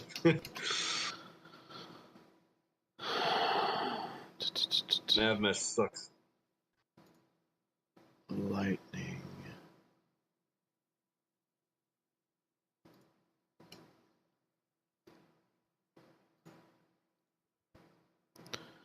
Lightning. Lightning is lightning. So I need to put norm attack equals norm attack. Or is it the other way around? What page? Do we even need that norm attack script? Yeah, so basically the norm attack is like the lightning script. It's being called to do that specific sprite and stuff that we want it to do. So it's almost identical to the lightning, except it's not going to be a lightning attack. It's going to be a different type of attack. Okay. Public void cast projectile. Lightning equals lightning. Norm attack equals norm attack.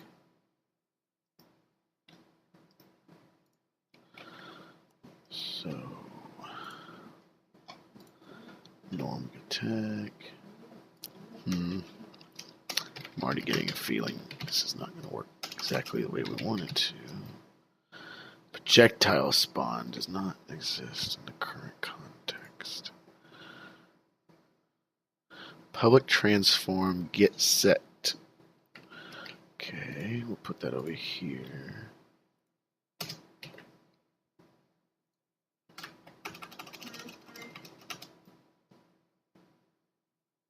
Huh?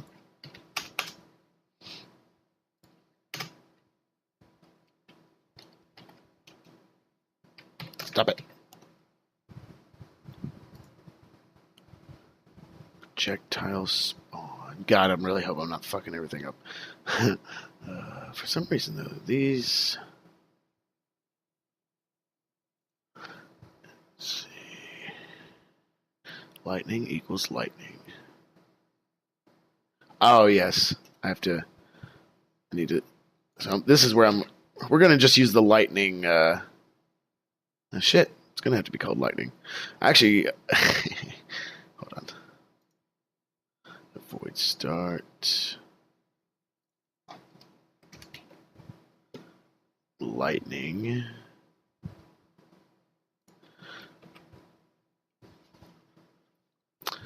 So what it is norm attack equals this lightning. But I said it.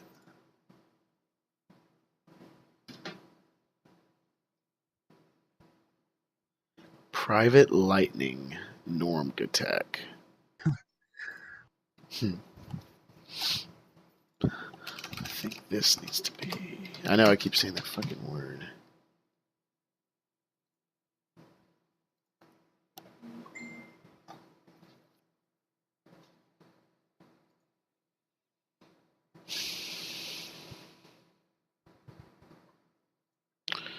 So if I want to call...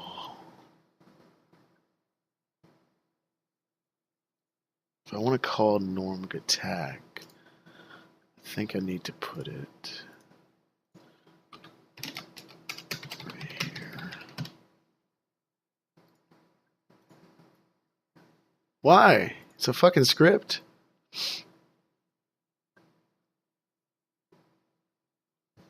Oh, I think I'm just making things worse. Hold on. Okay, so projectile. Well, that's just... Okay, so I think I can use this for both enemies and allies.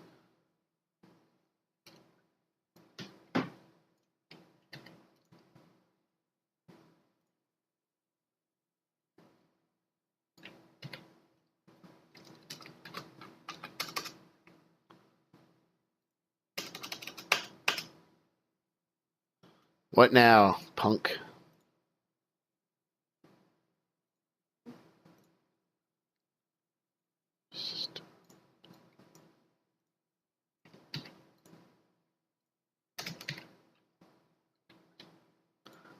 Projectile weapon.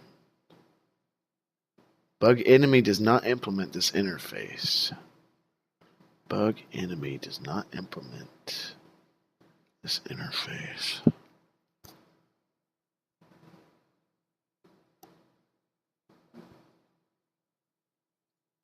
You like that? Namespace, units, tail, transform. Should be the same.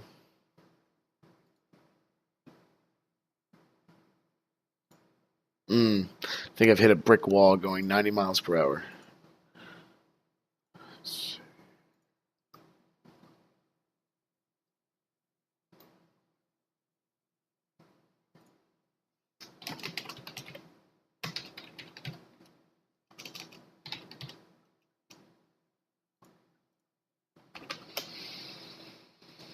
Yep, I've hit a snag here.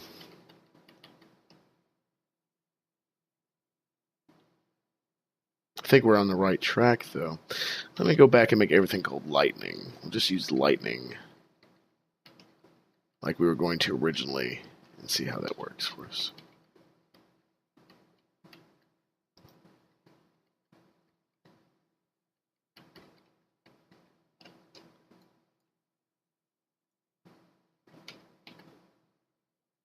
Uh-oh.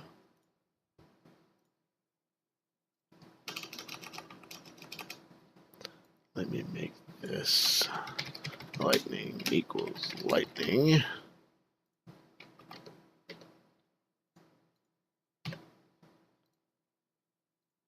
What now, fool? Does not exist. It exists. I'm looking at it.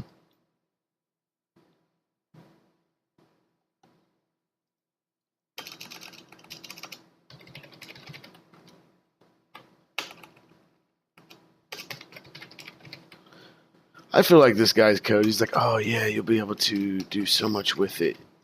You'll be able to work so much around it. Doesn't seem to be the case.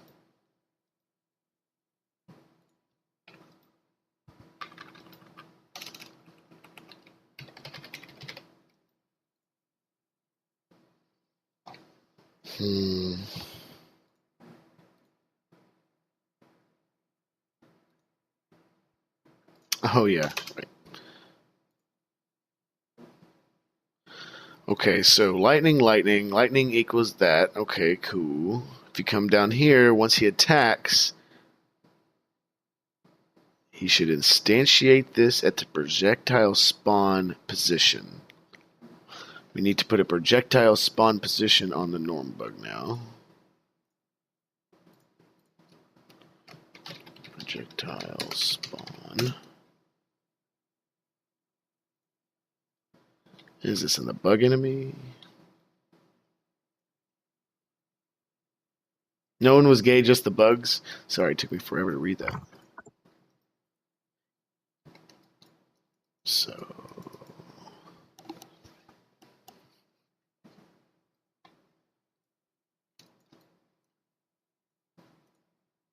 Man on the run.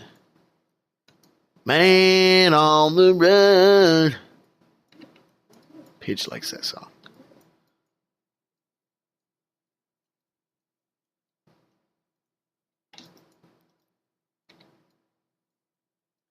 Alright, that should be about right there. I think that's where his head's going to be. So let's make that into a child, so wherever he goes, it goes. Oops. Okay, it stayed. Cool. Okay.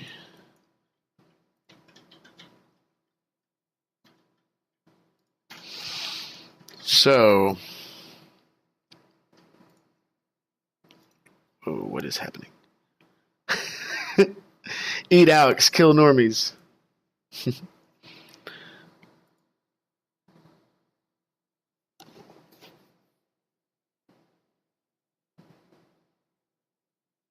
Cast projectile. That's what we need to do.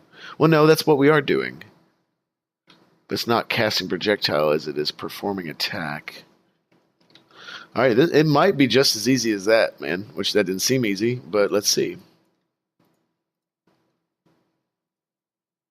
Even if it does do it, the lightning script is not perfect in the slightest.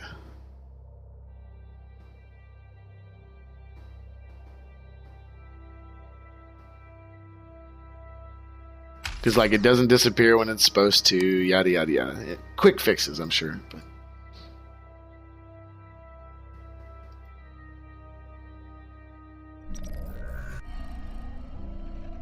Are you talking to me? Ah, ah, ah. Alright, here he goes. Let's see what happens.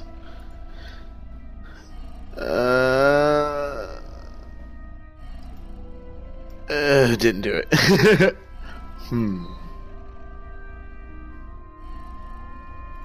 Okay.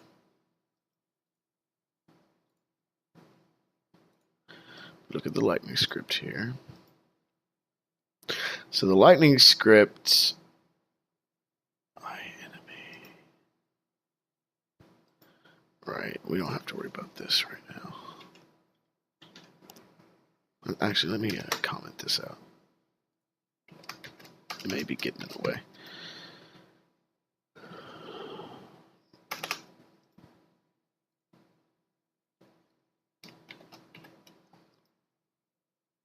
Oh, whoops. Whoop, whoop, whoop.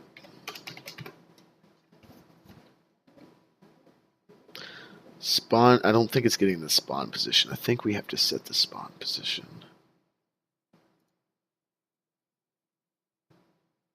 Right, this.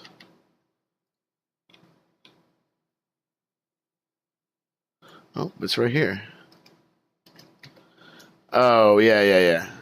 I didn't set that, I guess. Projectile spawn.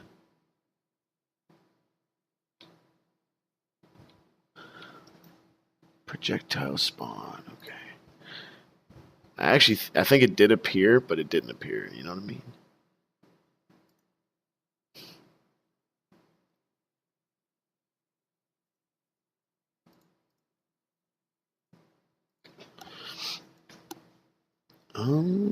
It's not showing up. Public transform projectile spawn. What's this get set shit? You just do that. Get set. See, the get set thing I'm not entirely sure about either. It's supposed to be a powerful tool, but damned if I know. Yeah, even when it's public, it doesn't show up. Strange. Okay.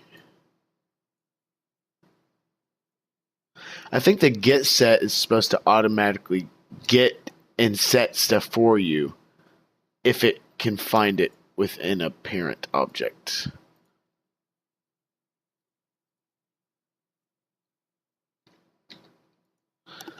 Let's do it. Let's see if it works.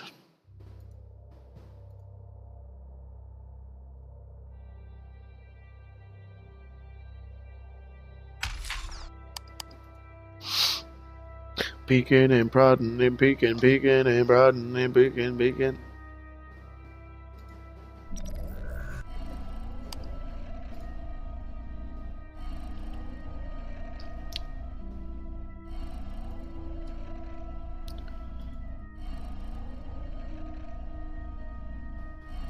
Okay, look. Holy crap. Whoa! Well, it certainly is shooting the lightning, but look, it's shooting at every frame. Whee!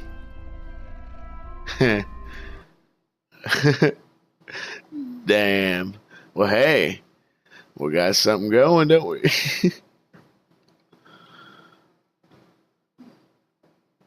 So it's weird it shows up every frame considering it's in a public void and it's not in the fixed update. So, Dr. Alex, what is your diagnosis? You're talking at me? Oh, yeah, I'm talking to you, mine. I'm talking to you, mine.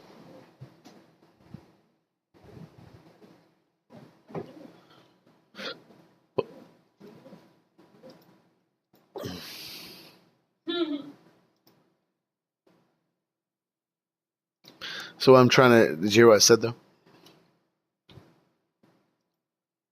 Hold on.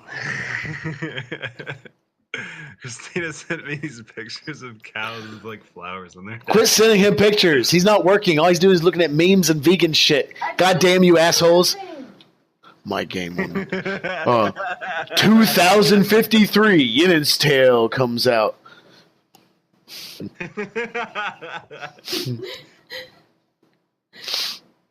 30 years later.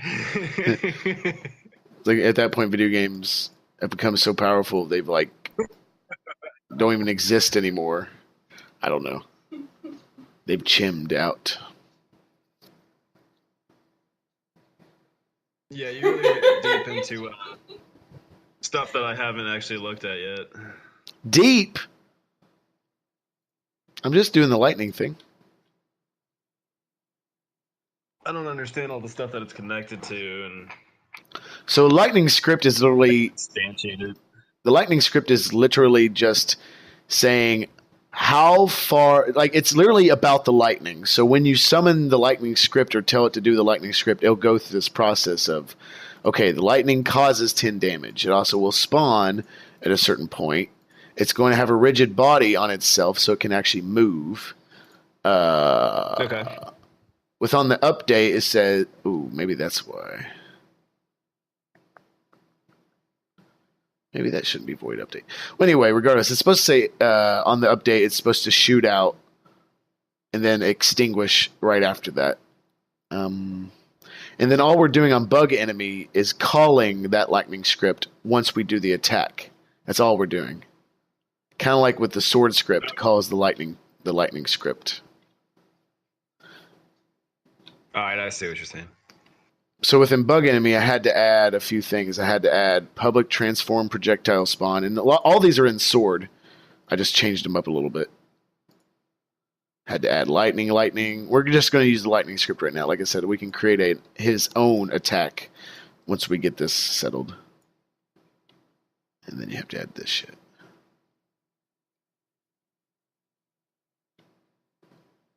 Now, you don't have to change your version. I can always push it. You can pull it. Yeah, let's do that. All right. Well, we'll do that. We'll do that at the end then, because there's no need for both of us to work on it. We can just, one of us can watch the other. But okay, so for now, I don't think it has to do with the, it might though. Void update. If the distance.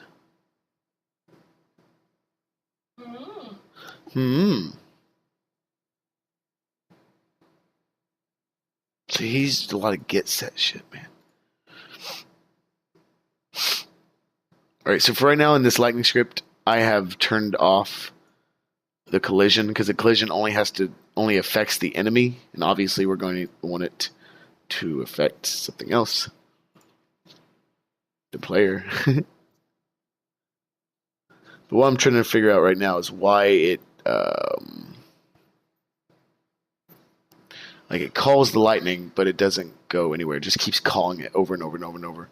Which might be because, here, let me test. I didn't test this real quick. Might be able to answer my own question. Probably because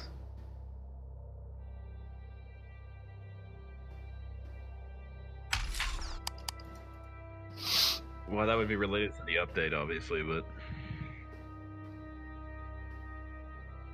put it in a condition.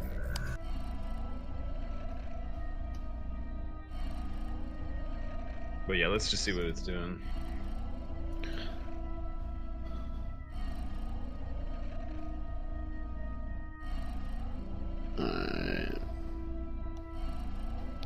Look at it. Boom, boom, boom, boom, boom, boom, boom, boom, boom, boom, boom, boom, boom. And look over here. Lightning clones instantiated out the ass. Why are they vertical and not horizontal? It's because the spawn thing I gave them is not set correctly. I'll set that eventually. So yeah, that's update, dude. It's not so in you up. set a condition that makes it so that it's not going to happen other than like for every few seconds. Well, that's weird because when Yenen uses it, it only happens once. It doesn't do that. My guess was it's happening the whole time of the animation because that's what we're telling it to do. But that doesn't make sense.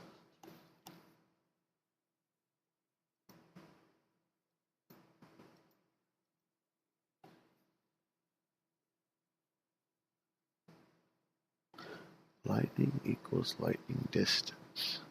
Instantiate the lightning. Instantiate the lightning.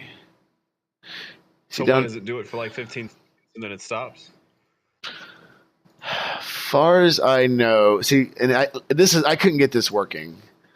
So what the lightning is supposed to do is it's supposed to instantiate itself, push itself forward a bit, and then disappear once it reaches a certain range.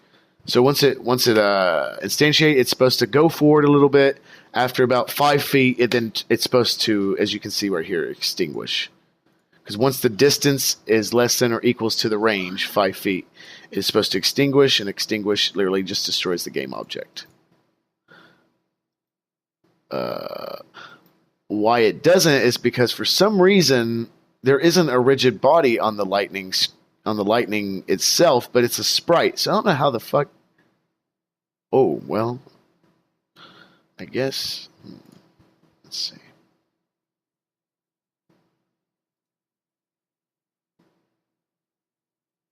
Do I have to?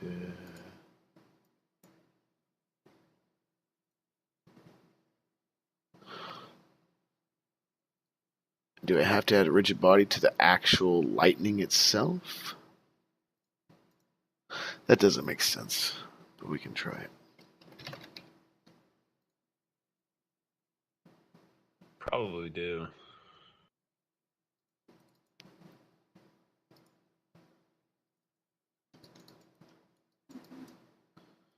Alright, well, I'm going to see if it works with the Yenen first, because he can do that attack too. Oh! There goes that. Now, see how so for Yenen, it goes through the animation once, it happens at the end of the animation, and right there it's supposed to propel itself forward slightly and then extinguish itself. But as you can see, it just sits there. Yeah.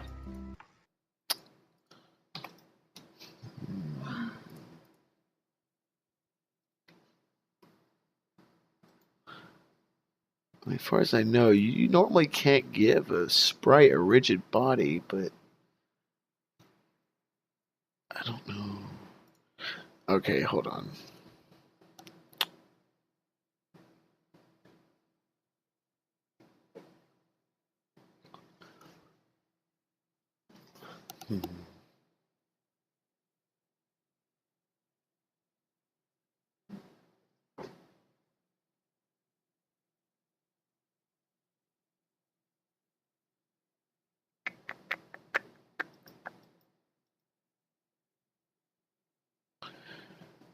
Add force.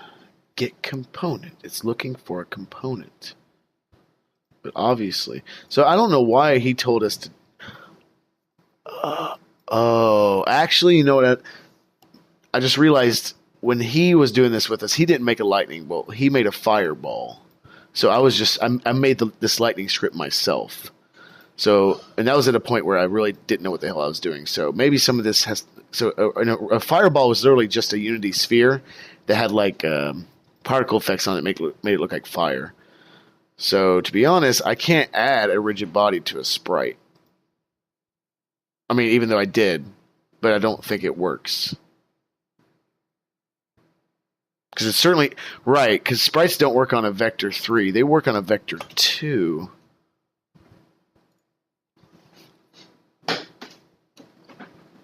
Maybe that's all it needs.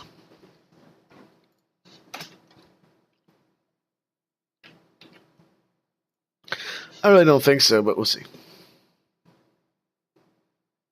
Because again, it doesn't have a rigid... It doesn't have a rigid body.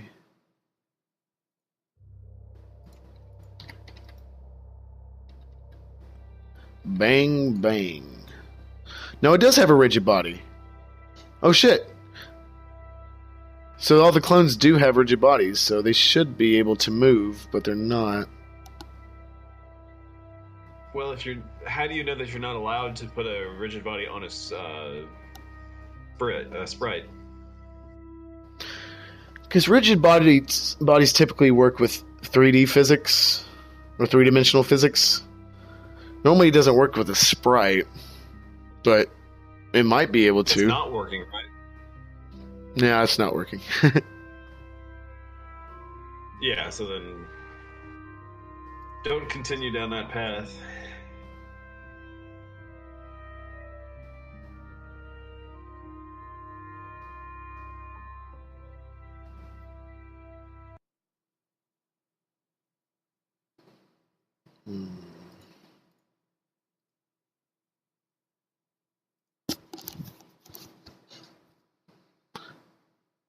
Okay. All right. Well, this is all gonna have to. So maybe it won't be run by distance as much as if the lightning bolt hits the collider of the player, then it extinguishes. But also, if it doesn't hit the collider, it disappears or extinguishes because it's just supposed to show up and then extinguish, like a pew, and it's going to have like a pew sound effect.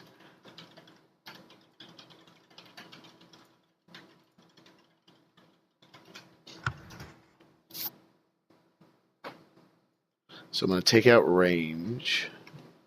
I'm going to take out that. Oh, I'm going to take this out. Actually, as you say, just comment shit out.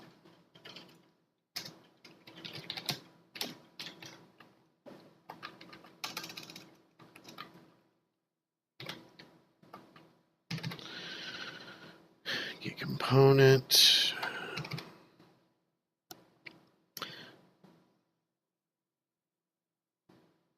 right, so void update.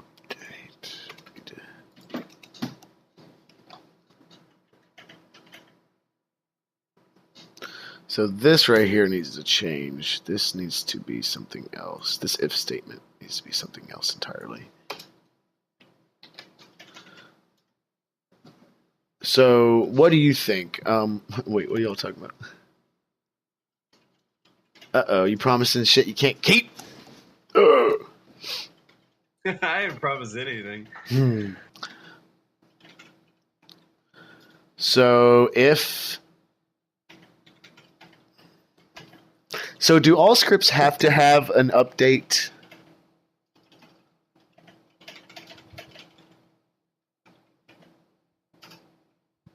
Alex.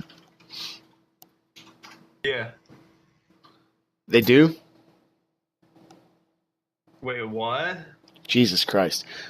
Do all scripts have to have an update method? No, they don't have to.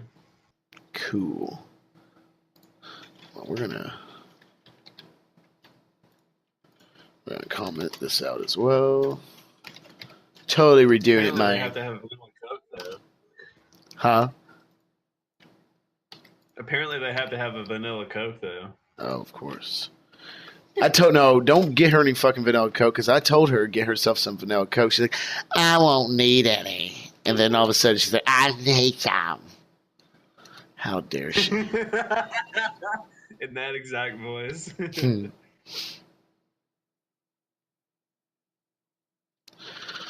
Okay, so on collision enter. So when it hits the enemy, it disappears. So I wonder how you say when it doesn't collide. Or if that's just simply something else, like... Because I want it to disappear both ways. I want it to disappear if it doesn't hit. I want it to disappear if it does hit. Else. Disappear. Oh, you're right, I think. So void if it enters the collision, it will disappear. Same thing. Huh? And then you could make it not equals. Or you could just do the same thing, but you could make it not equals. Instead of like a equals, you could make it a exclamation point equals. Under the else statement?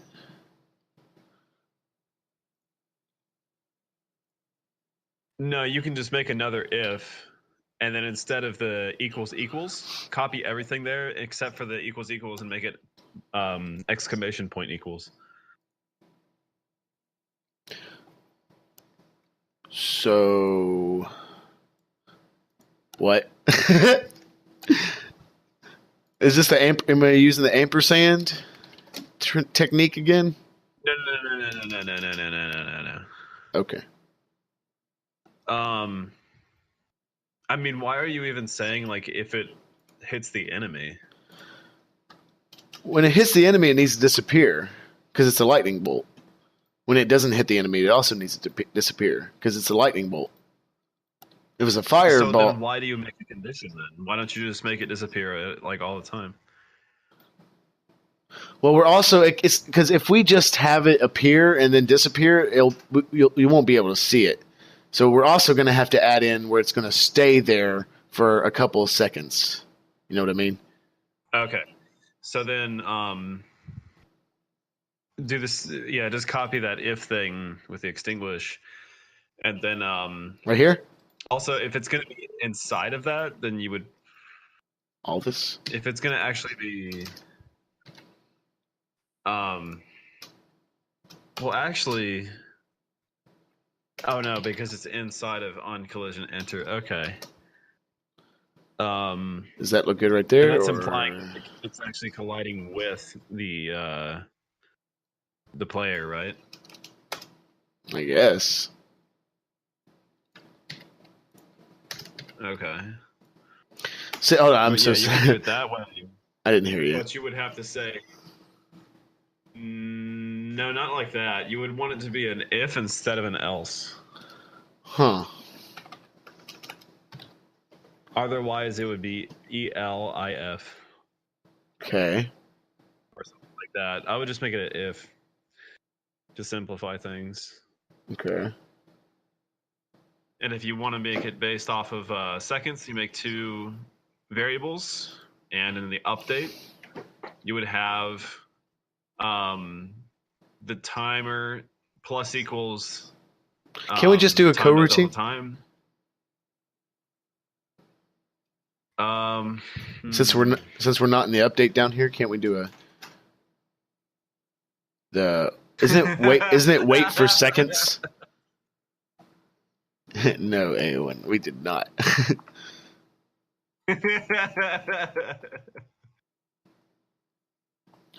You silly Billy. Zena, your link just says invalid use of fit modifier. Anyways, though, let me think. So basically, like, can I just do wait for seconds 3? No, that's not how that works. Let's see. In order to do that, you have to also have an IE numerator, and it's going to be yield return new wait for seconds. So does this void have to be does this method have to be an IE numerator? No. You have to make a void, make a public void IE numerator, and then have a name for it. And yeah, do it like that. Okay, let's see. Public void. What does that mean? Isn't that an oxymoron?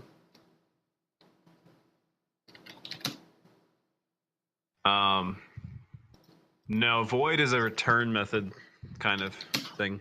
Oh. So public void. Oxymoron would be public private. Wait, I guess. Well, it's going to be IE numerator right there. And then you could call it almost whatever, but that, as long as it's not a reserved word. But no, it needs to say public void IE numerator wait. And then it needs to have your parentheses right after wait. And then, yeah. So you're going to say yield return new. It says this field cannot have a void type. Okay, just get rid of void then. Okay. Now it's saying lightning.wait. Not all code paths return. I mean, isn't there a generic thing? Because a lot of people use coroutine delays, right? So isn't there I just don't know. Why do I have to name it? Shouldn't it already have its own name? No, because it's something else that you're going to call. And if you want to call different IE numerators, that's why it's available. Well, it's not liking that. So put it right next to the parentheses. Don't put a space in there for no reason. Well, just start typing inside of it. I mean, maybe no, you don't want to use. Well, I don't know. I mean, you should avoid using words like wait and seconds because those are kind of close to reserved words. Attack delay. Still doesn't like that. Is that because I have to set it up here? Why don't you actually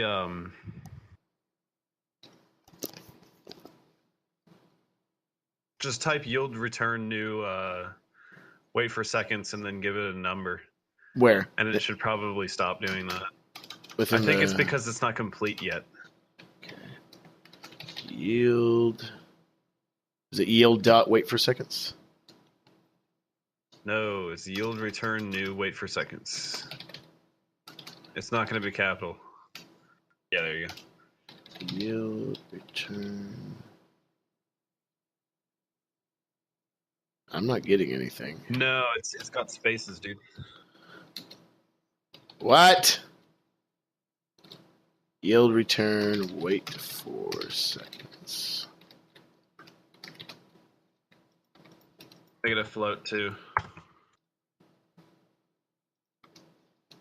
Return new. Wait for seconds. Turn new. And then, yeah, get rid of that line.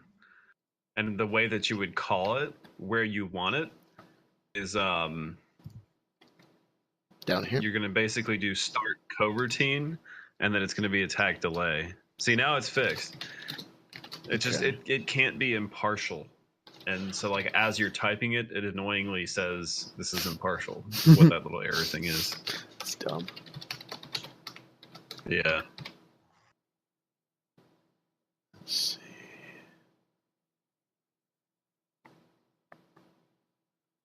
Oops, that's not right. Okay, it's something like that. Let me look it up here. Let's see, wait for seconds. 3. Maybe I just need to call attack delay. Yeah.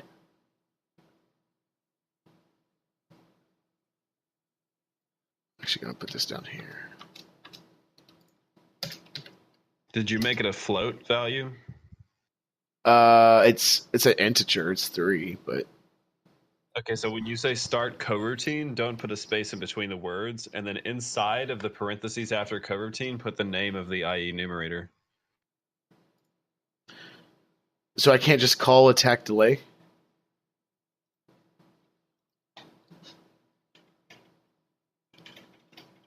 And then in the parentheses, put the name of it. Hello? Of the IE numerator. Can you hear me? Hello. Hello? Can you hear me? Can you hear me? I can hear you. Okay. Hold on, let me go back to Twitch here. So, no, dude, just do start coroutine and then put in parentheses what you have right there. Let me type it out for you here.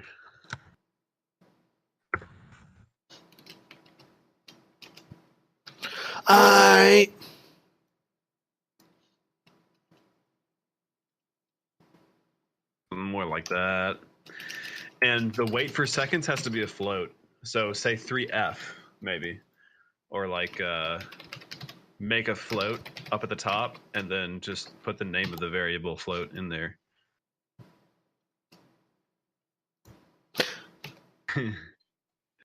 Sure, I think F is. He really fucking wants a vanilla Coke right now. Huh? Oh, Eowyn. She really fucking wants a vanilla Coke right now. Please don't antagonize her. When she gets her mindset on something. URLs to the product. Hey, you better leave him alone. He's trying to be busy. Damn it. She's a bad lady. All right, let's see how bad we fucked this up. Oh. Got a compiling error. What? I think it's better to just use fucking timer and then see like when the value is equal to something. Coroutines are kind of stupid a lot of the time.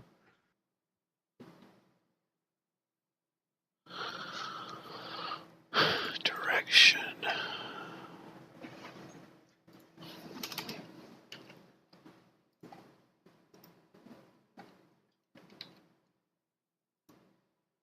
Okay.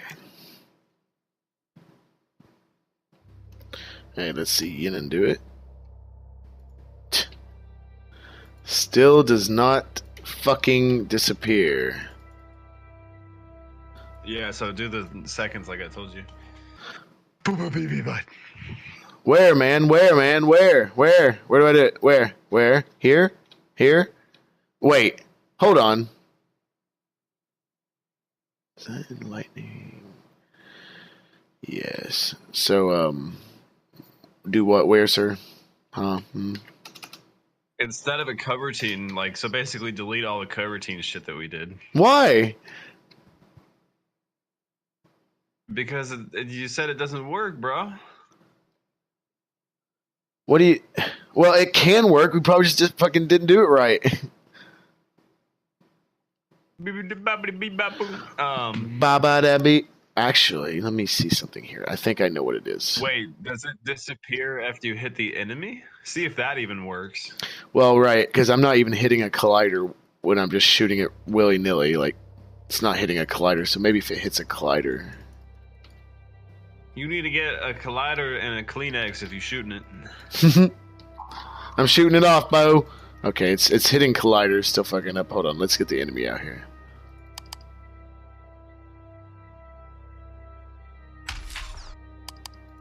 Regardless, it's still not extinguishing itself, and I don't get that.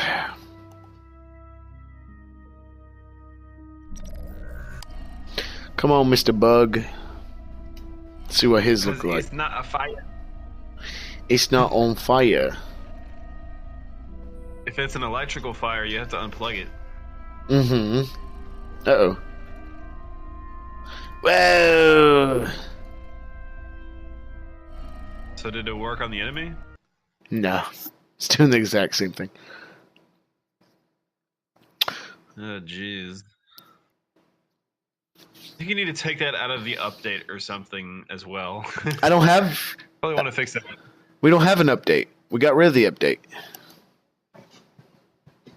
It's being called in some other update, probably then. Like, I don't know why it would do that. That's really weird. Well, the only other place it's messing with is, I want to say, right here, but this is under a public void attack after fixed update. Well, it's called in that update, though.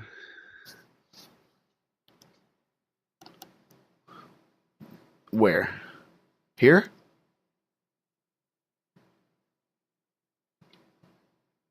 Is that only happening in that little area and for like 15 seconds? 15 seconds? What are you talking about? Because of that conditional value there. This? No, in that same script, dude. Don't leave that script. I was reading it. Which one? That's what it was from. Yeah, that thing right there, man. Man, we've got a horrible delay. It's really fucking us up, I want to say. The 15 that you went over with the attacking timer. That doesn't have to do with this. Does it? Why would it?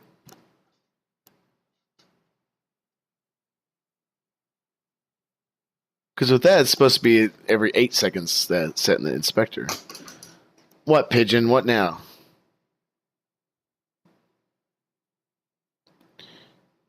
Projectile spawn forward. Okay, hold on here. Because that's instantiating it right on the player, right? Because you never set that to the bug, right? So, no, it instantiates on the bug or the player, depending on who's using it. And that's only going to work for the bug, right? What will only work for the bug? That programming right there. Yeah, this right Since here is it's for on the bug. in the script, Okay. I have no idea why it would be spawning like that many times then. But it looks like it's spawning, like instantiating in an update, is what it looks like. Yeah, So I that's agree. what I would look for.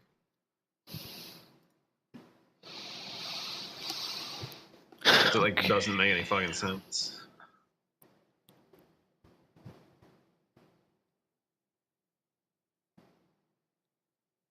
Well, maybe that's something on the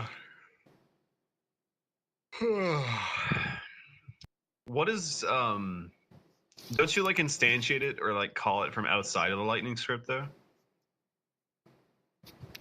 So as for Yenen, his sword, the sword script. So with Yenen, when he performs special attack, which is in its own goddamn script, it does this. It calls this special attack and does the lightning, which is the projectile. So that's the same with the norm bug. Whenever we call it, it's just supposed to call the lightning script itself. I'm thinking.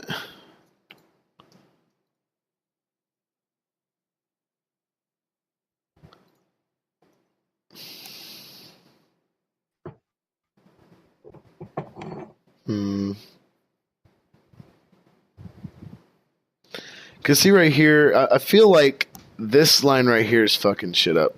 Even though it's the same with the sword, but funny enough, neither of them disappears, so maybe it's the same problem. But like this is telling it, to instantiate itself, and then it tells it which direction to face.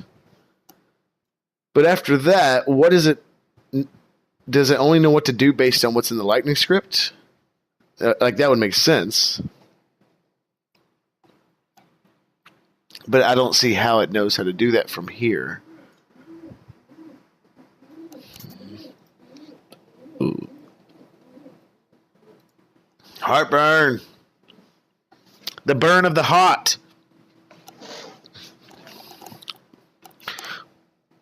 Let's see. So let's see the difference between Yenen using it and Normbug using it. When Yenen uses it,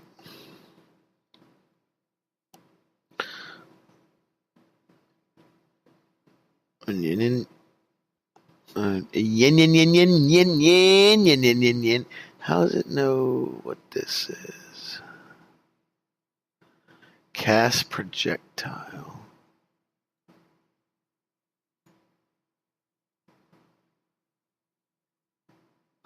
Oh, these are for setting the animators.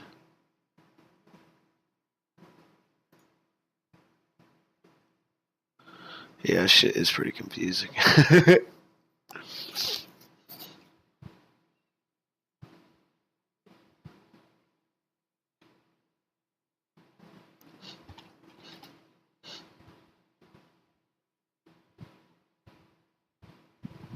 I would start with looking at something that's connected to an update somewhere, because it looks like it's like instantiating that often, like every frame or something like that.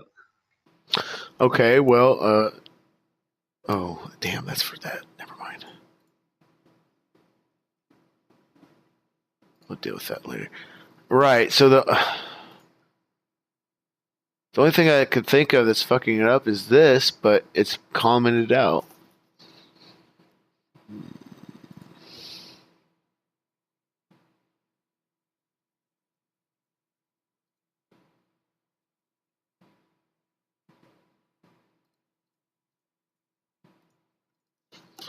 I'm at least going to change that. So it shoots it out in front of them.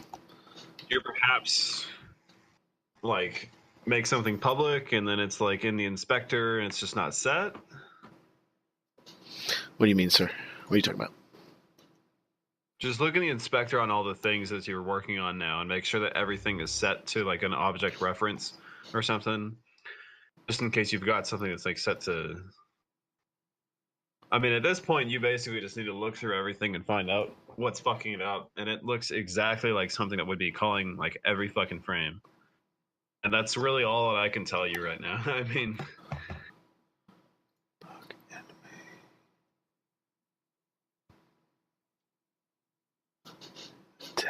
Okay, well, what about this right here? This if statement is in the fixed update, and it is saying attack, and it is calling attack, which does instantiate the lightning. So is it because this attack method's being called within this if statement that's within a fixed update? Or is it by itself okay? Well, it would obviously do that, dude. So you think this is the problem right here? It's weird because that's not on the player, but I think that projectile spawn .position and .rotation are like. But it doesn't do that on the player though. It only instantiates itself.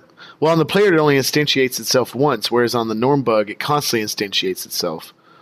And as for Yenen's attack isn't within a fixed update. I thought this was Yenen's. No, that's what it is. That's what's doing it, dude. Okay. Well, you made this fixed update. That's fine. Well, this is your method, so I'd hope you were right. So, all you have to do is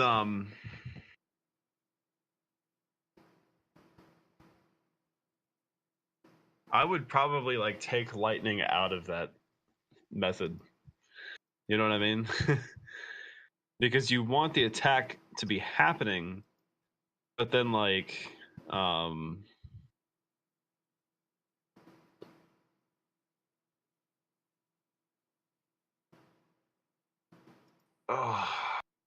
see that's a thing to make it so that it goes to the other animation state. That's what attack is, okay?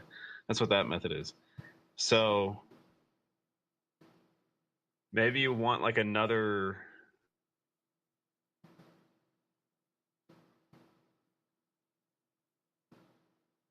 Oh, this is weird. I was gonna say, even if I make another one, it's still going to be within the fixed update.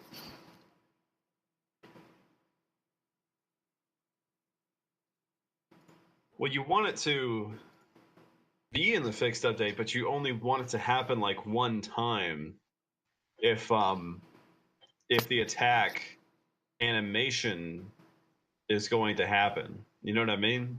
Mm-hmm. The thing is, like, you'll have to either line it up perfectly in timing with the playing of an animation, or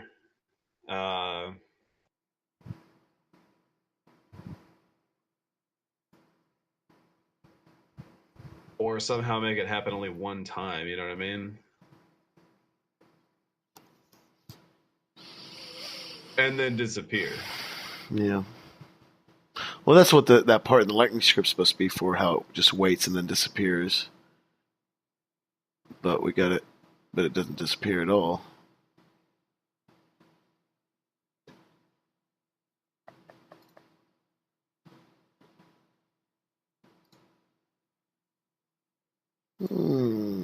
It's a mystery.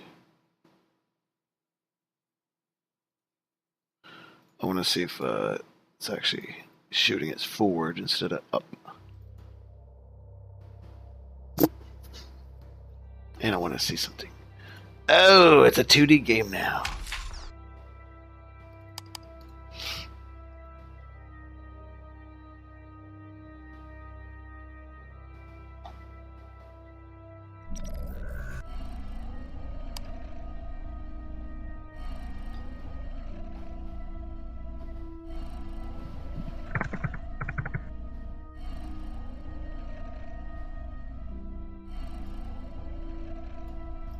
So look, hey, he shot it once.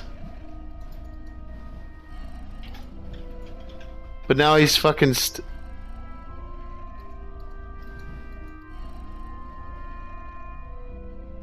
well, look, he's just shooting it once. 15 seconds or 8 seconds or something. Yeah.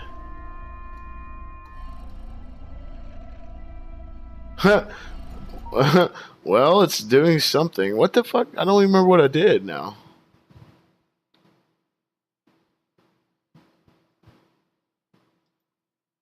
The delay's not working now, I know that, but what the fuck did we do? So I changed this from 15 to 8. But I don't know why that would make a difference at all. What the fuck did I do?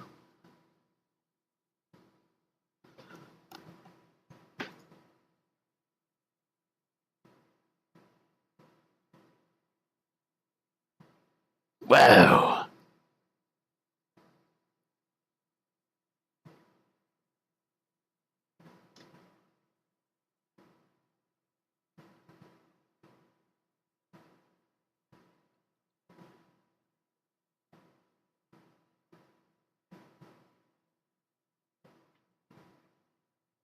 I have no idea why it's doing that now.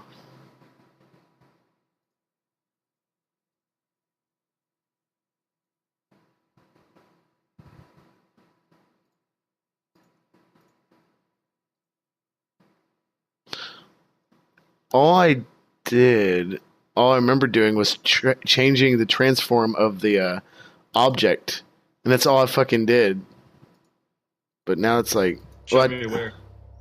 Well, all I did was Control Z to see. I didn't do anything in the code, is what I'm trying to tell you. Other than change the 15 to 8. That certainly shouldn't make a difference in how many times something spawns.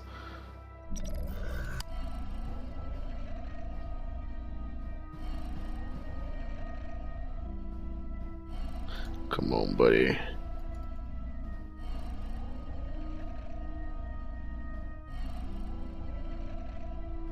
Yeah, it does it as soon as it activates it. But then he stops in his tracks. And then shoots it again.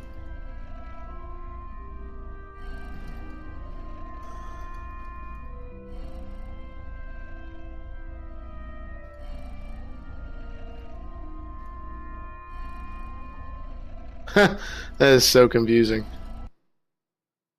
Well, you can see him coming up in the hierarchy too, easily. Yeah.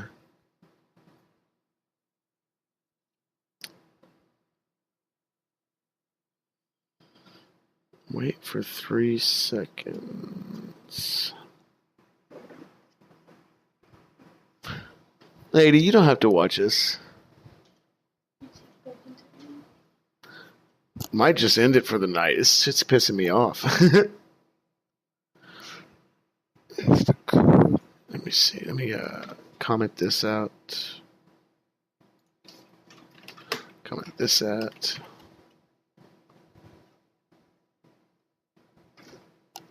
And let me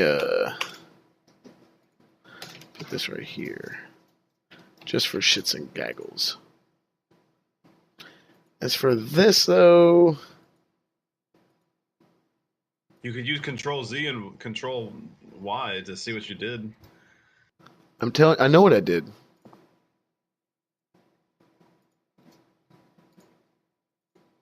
I changed that, the number 15 to number 8.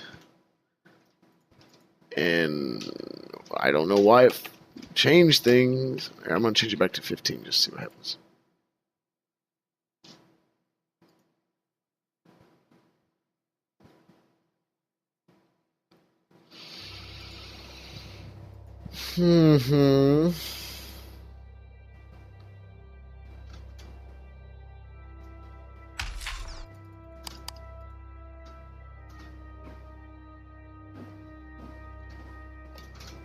Run faster, you bastard.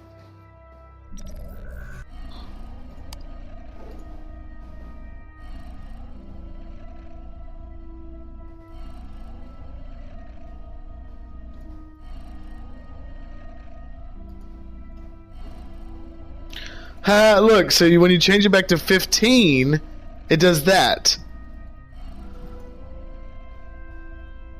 And when it's on 15, his animations go through perfectly.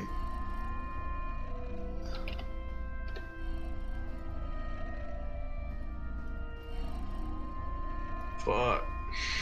And look, but what's funny is wait a minute. Hold on. If this does it, I have no idea why.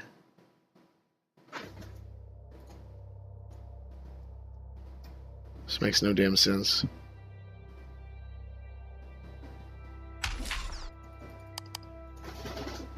Yeah, I really don't like that the script says something and the inspector says something different. That's not very good.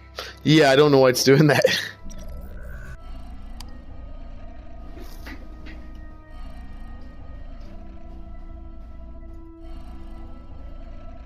All right, so let's make it private then. Yeah. Oh.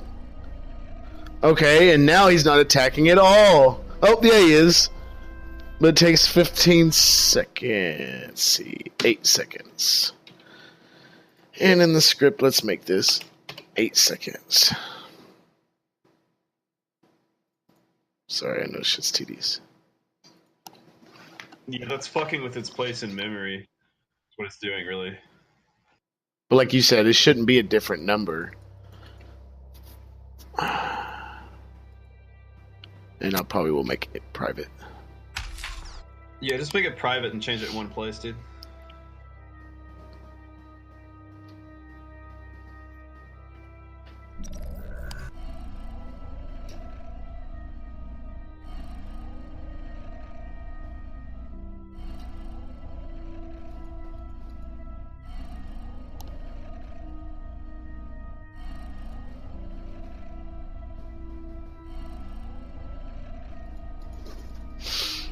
some reason he's still stopping though. That's like a new problem we have now.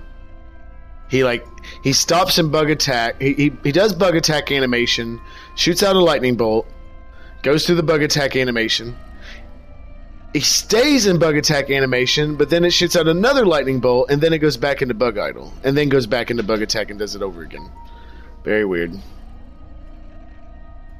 Get a little somewhere though.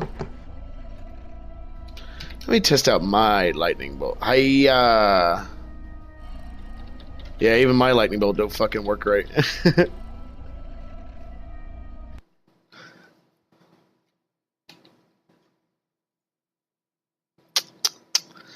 Tisk. So something in here in the lightning script's just not working.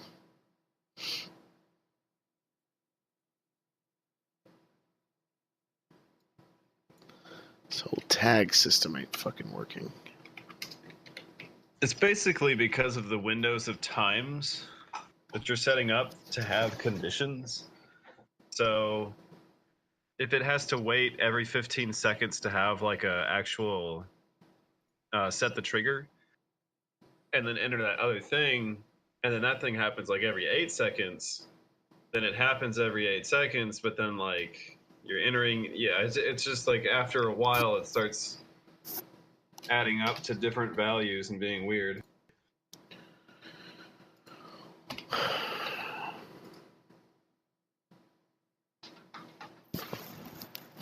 Hello, Pidge. So you could maybe use like an and conditional or something like that to make it so that like it's in the update and it's going to instantiate, but only if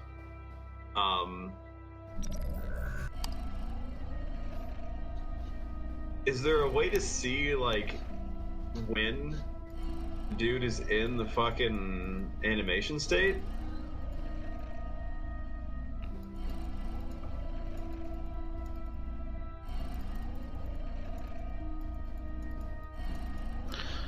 This is so fucking dumb. Why is that happening?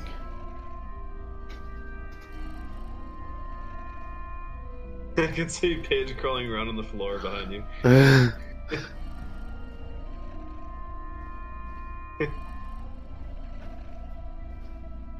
Well, I think that we had there we go. One way before. No, I got it. I had it. There was a condition on the exit statement. It should have been there. So it's working fine now.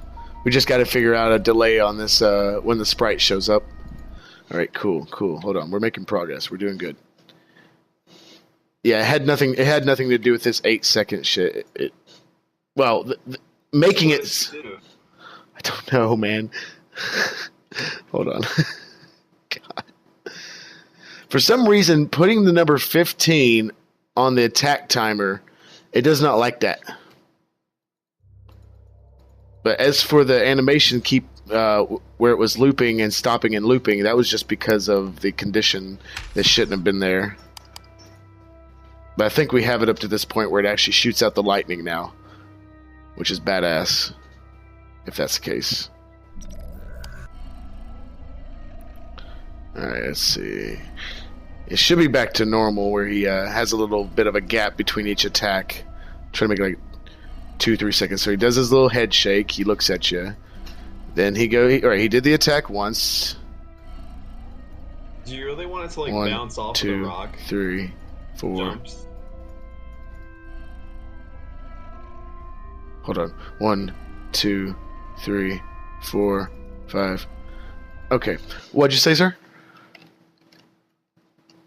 Do you really want him to bounce off of those rocks over there when he jumps?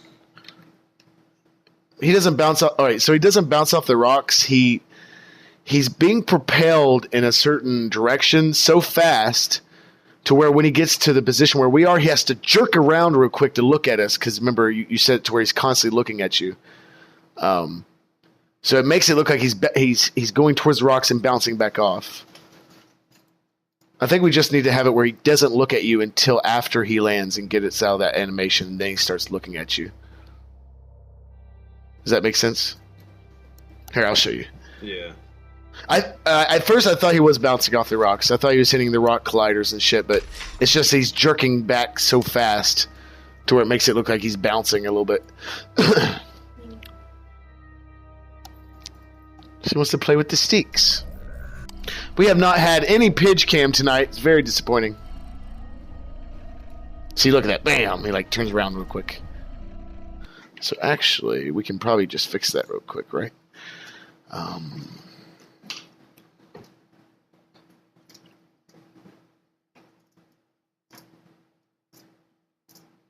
So it's under bug first move actually, isn't it?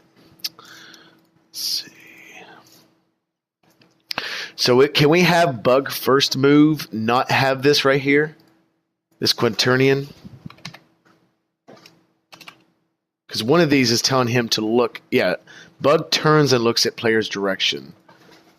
I'm going to comment this out. I guess I'll comment that one out too. You would probably want that to happen like after a couple seconds then, basically. Well, within the bug enemy script, it's going to pick itself back up because every frame it updates, it makes it look at the player. So it should be fine.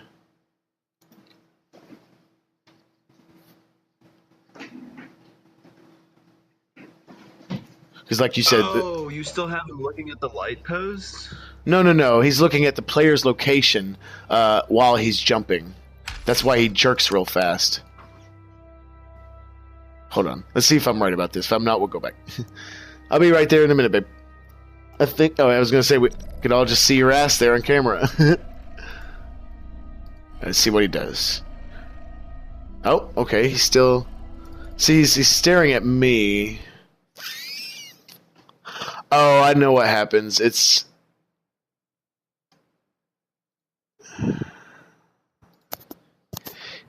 Even though this is commented out, it's still doing it because it's in the update here. But that's fine. It's not a big deal. That's something we can polish up later. Huh? Did you save all? Did I save it? Yeah. Mm-hmm. And then let it compile? Well, you just have to like make it wait a couple seconds and then do that. Yes.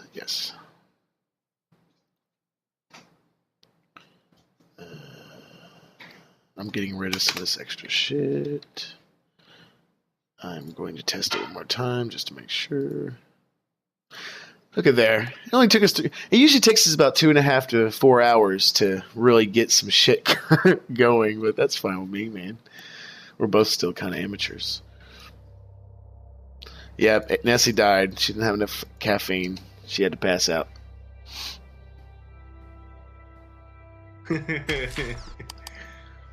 You did not give her the cokes you promised. And you did not even give her coke. My God.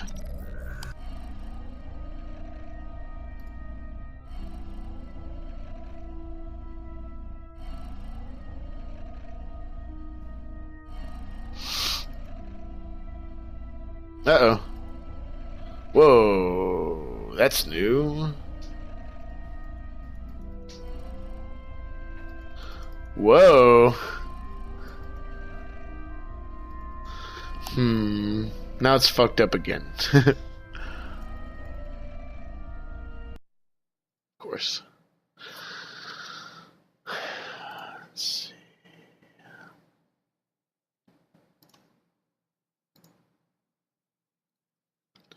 Okay, let me try it again. It seems like that shit messes up when those two are not the same variable.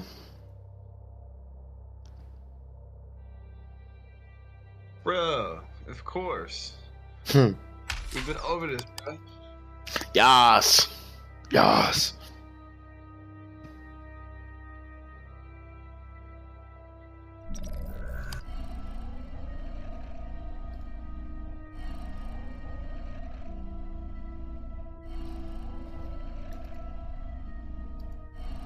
Shoot me, motherfucker. Alright, yeah, there we go. So, yeah, that just has a very weird effect when this number is not the same as the number in the script. Even though the number we set in the script... Oh, wait. Make it private, bruh. Attack time. Make it private and push it. So, oh, that's what's going on here. I thought we were fucking with attack timer the whole time, but attack time and attack timer are two different fucking things. One's public, one's private. And I was trying to switch the other one. No fucking wonder. Yeah, we'll make them both private, like you said. Okay. That was why it was all fucking with me so bad. Okay. So, now that we know the coroutine is not causing the problem, maybe we can make it work now. So, start coroutine.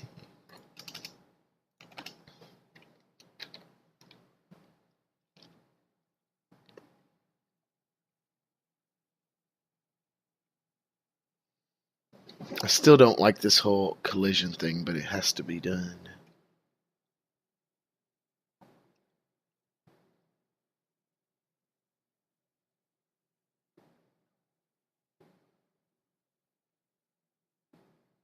You know what? Like you said, can't this just be an else statement?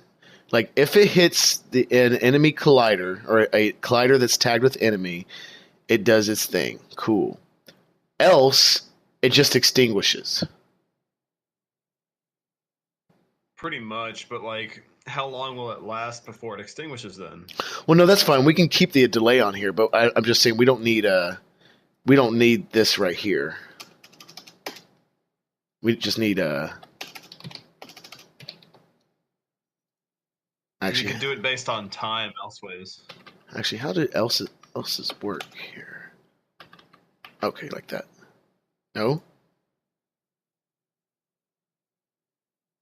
What? How do else statements work? I thought that was saying a bracket's expected here, but I've got the bracket.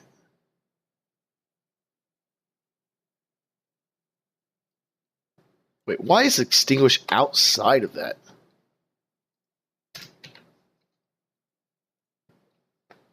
Okay. I'm also going to start a coroutine in this one. Okay. 3 seconds. 1, 2, 3. If it didn't.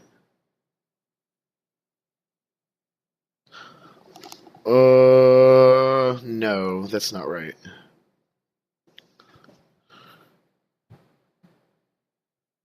So basically, extinguish was outside of it because it was already going to do that if that thing was even called. Also, making it like this is basically saying if it's colliding. So then, like, well, I just realized we don't need to understand like why we don't need to put the coroutine delay within the lightning script. It needs to be in the bug enemy script under attack. Putting it in here doesn't make any goddamn sense, I think, now that I realize. Well, that's probably also true. Okay, hold on. Let me make some. But see, like, extinguish outside of it makes it so that it happens regardless, right? Right, so you wouldn't even need the else, yeah? No, so that makes it, yeah, so we don't need the else then. But then we kind of do. Redundant. You're true, but we kind of need the else only because of this coroutine. But we're not the coroutine because the if is only supposed to be there for the damage. Yes. That if it hits the enemy, the enemy takes damage. You're absolutely correct. So let's see. We're going to put this I enumerator elsewhere. Okay, we're going to put the I enumerator in here. Called attack delay. Okay.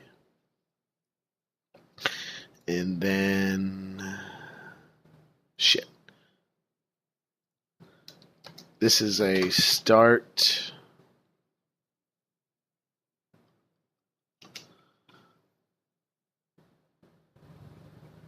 Lightning instantiates itself.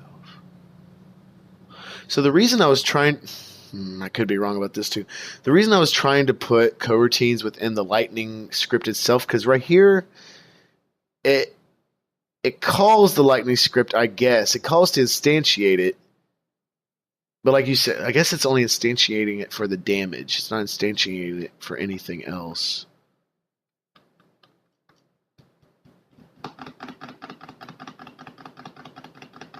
But it's still not disappearing, and that's what I still don't get. Oh. So what was this? Start coroutine. You had it written over here. Attack delay.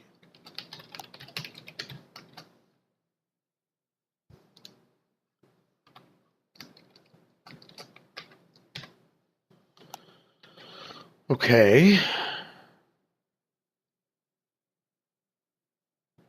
Delay before what?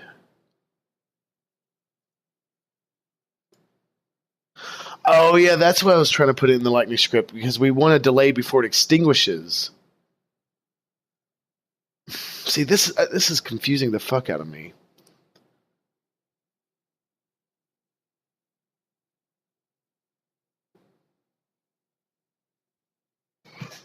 Oh, hold on. Do the attack, wait for the coroutine, then instantiate. All right, let me see if that worked. Don't you love those aha moments? Aha, I'm an idiot.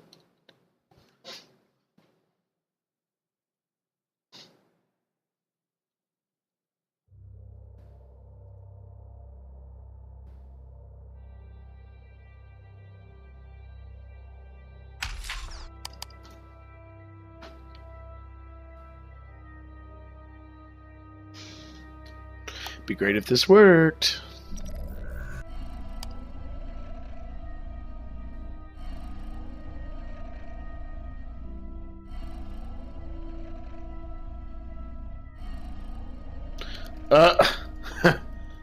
Here we go again.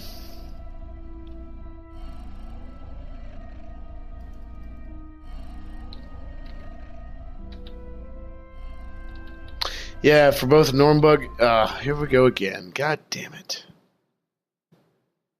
Just when I thought I was out, they pulled me back in.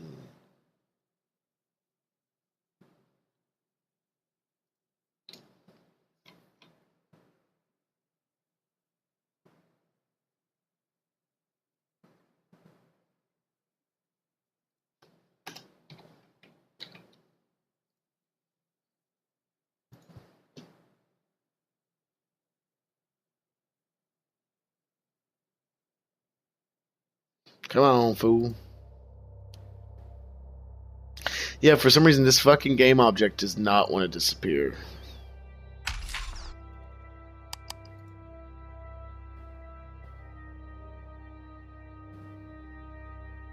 Keep reinstantiating it, bro.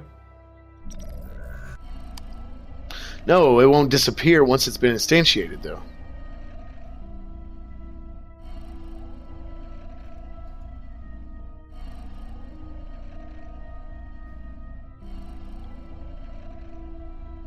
So, are you calling extinguish from another script, and that's not like where No, the extinguish is just a method. Is? No, extinguish is a But method. is that also in the thing that you're like the place that you're telling it to extinguish in? So extinguish is in the Lightning script itself.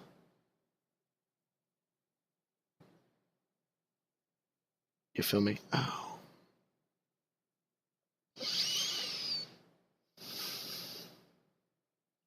So within the Lightning script itself, it tells it to cause damage if it hits a collider, and once it does hit damage, or once it does hit a collider, or doesn't, it's supposed to extinguish, and it doesn't. And extinguish is literally just destroy game object. I think you should have the destroy the game object in the other script too. But that would destroy the norm bug. Because when you just do like because isn't it made as like a child object? No, or is it part of the clone? No, it says game object, as in the game object the script is attached to. Right, but like when it makes this object in the hierarchy, is that a child or a parent? It's its own. It's a parent. It's its own object. And it just makes another one of these things. It's basically like the script thing. Maybe. Well, regardless, the coroutine ain't working, and the coroutine delay isn't working, and the destroying the game object does not work either.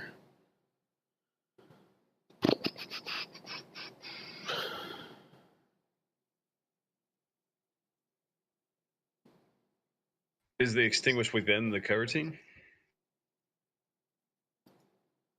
No, they're in two different scripts. Remember? We put the coroutine within the bug enemy script right before it's supposed to instantiate the lightning. Well, you could probably destroy the lightning clones from outside, and you might have to. Well, remember this. Well, this shit was set up. This guy was the one that set this up, and it worked with the fireball, but it doesn't work with the sprite, and I can't understand the difference. Like in this context, because a game object's a game object, regardless of what it is.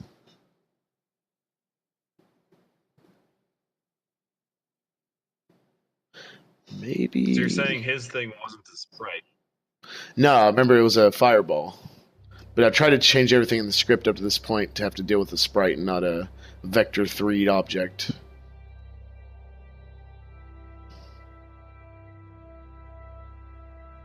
I'm going to see if the lightning even has a collider box on it when it instantiates. Should. Yeah, why don't you look at it?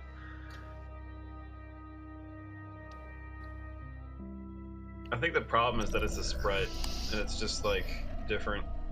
Yeah, could be. Faux show.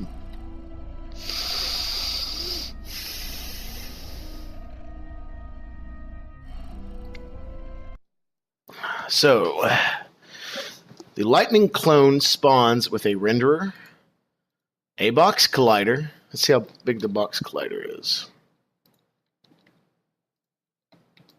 Alright, so here, it's a pretty big-ass collider, so this could definitely tell if it's interacting with another collider.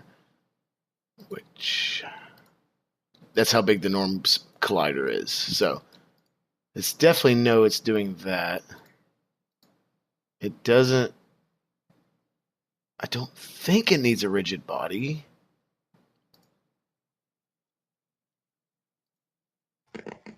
Because it's a If they say it doesn't work on sprites, don't try it. Well, what we're doing right now If is... you've read work, don't try it. No, I mean, all we're doing right now is just making a sprite show up and disappear if its collider's touching another. That should be pretty simple. I've been doing that with that Project Maze game. Every time the player's collider collides with an object's collider, it activates an animation. So it should be relatively the same fucking thing. But it's not.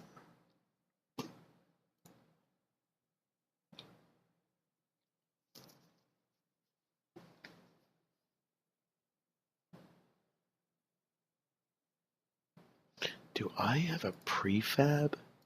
Wait a damn minute.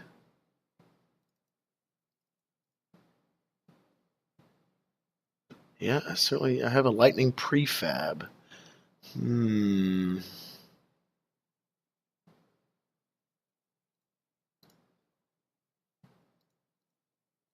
But it's... Wait, what?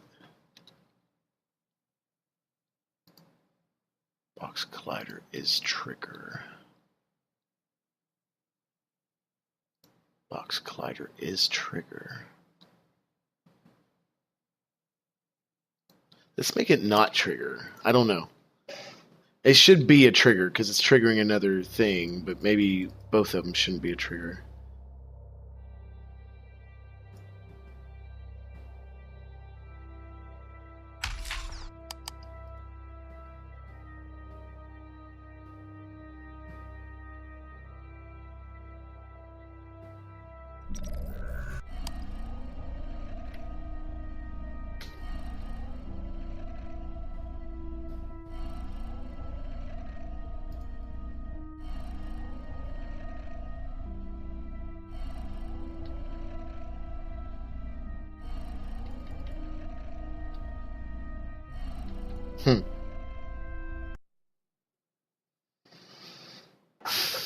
Strange, man.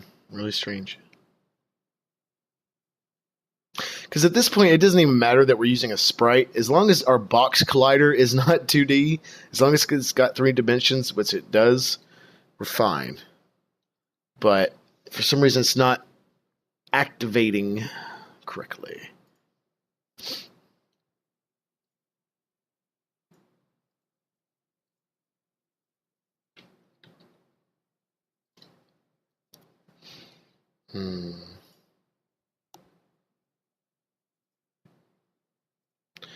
Alright, I'm gonna comment some stuff out that's not working, and then we'll end it for the night, and I'll push it. Wait, what the fuck is this? Oh. Yeah, I'm fucking dead right now. I hear you, man. My bad. Well, at least we got it kind of working. It's just the little details of it working is not working.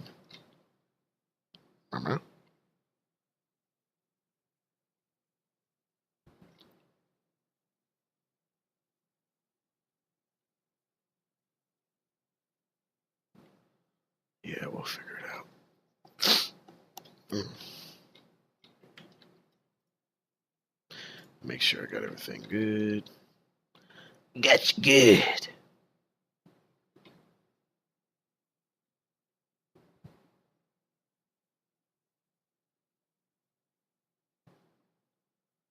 Non-bug void perform attack.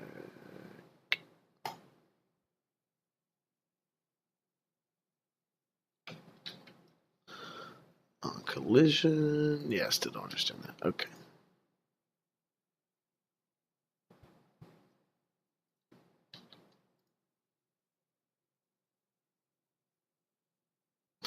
Well, all right, folks. We're going to kind of end this abruptly, but this has been this episode of Yenen's Tale Gaming Devlog with Alex and Nichan. We sought out to get the lightning script attached to the bug and have it to activate once the bug did the certain attack animation, and that's what we got done today. Congratulations, everyone. However, it's totally fucked up, but we'll get that going. But again, thanks, Alex, for coming out. Go get yourself some sleep. And everyone else, peace and prosper, my fellow students from Ronin. I will be back later, possibly even this weekend, to do some more deving. So y'all come back again now. You heard? But have a good night, everybody. I'll see you soon. Later. You have a good night, Alex. Are you? I was gonna say, are you already passed out? No.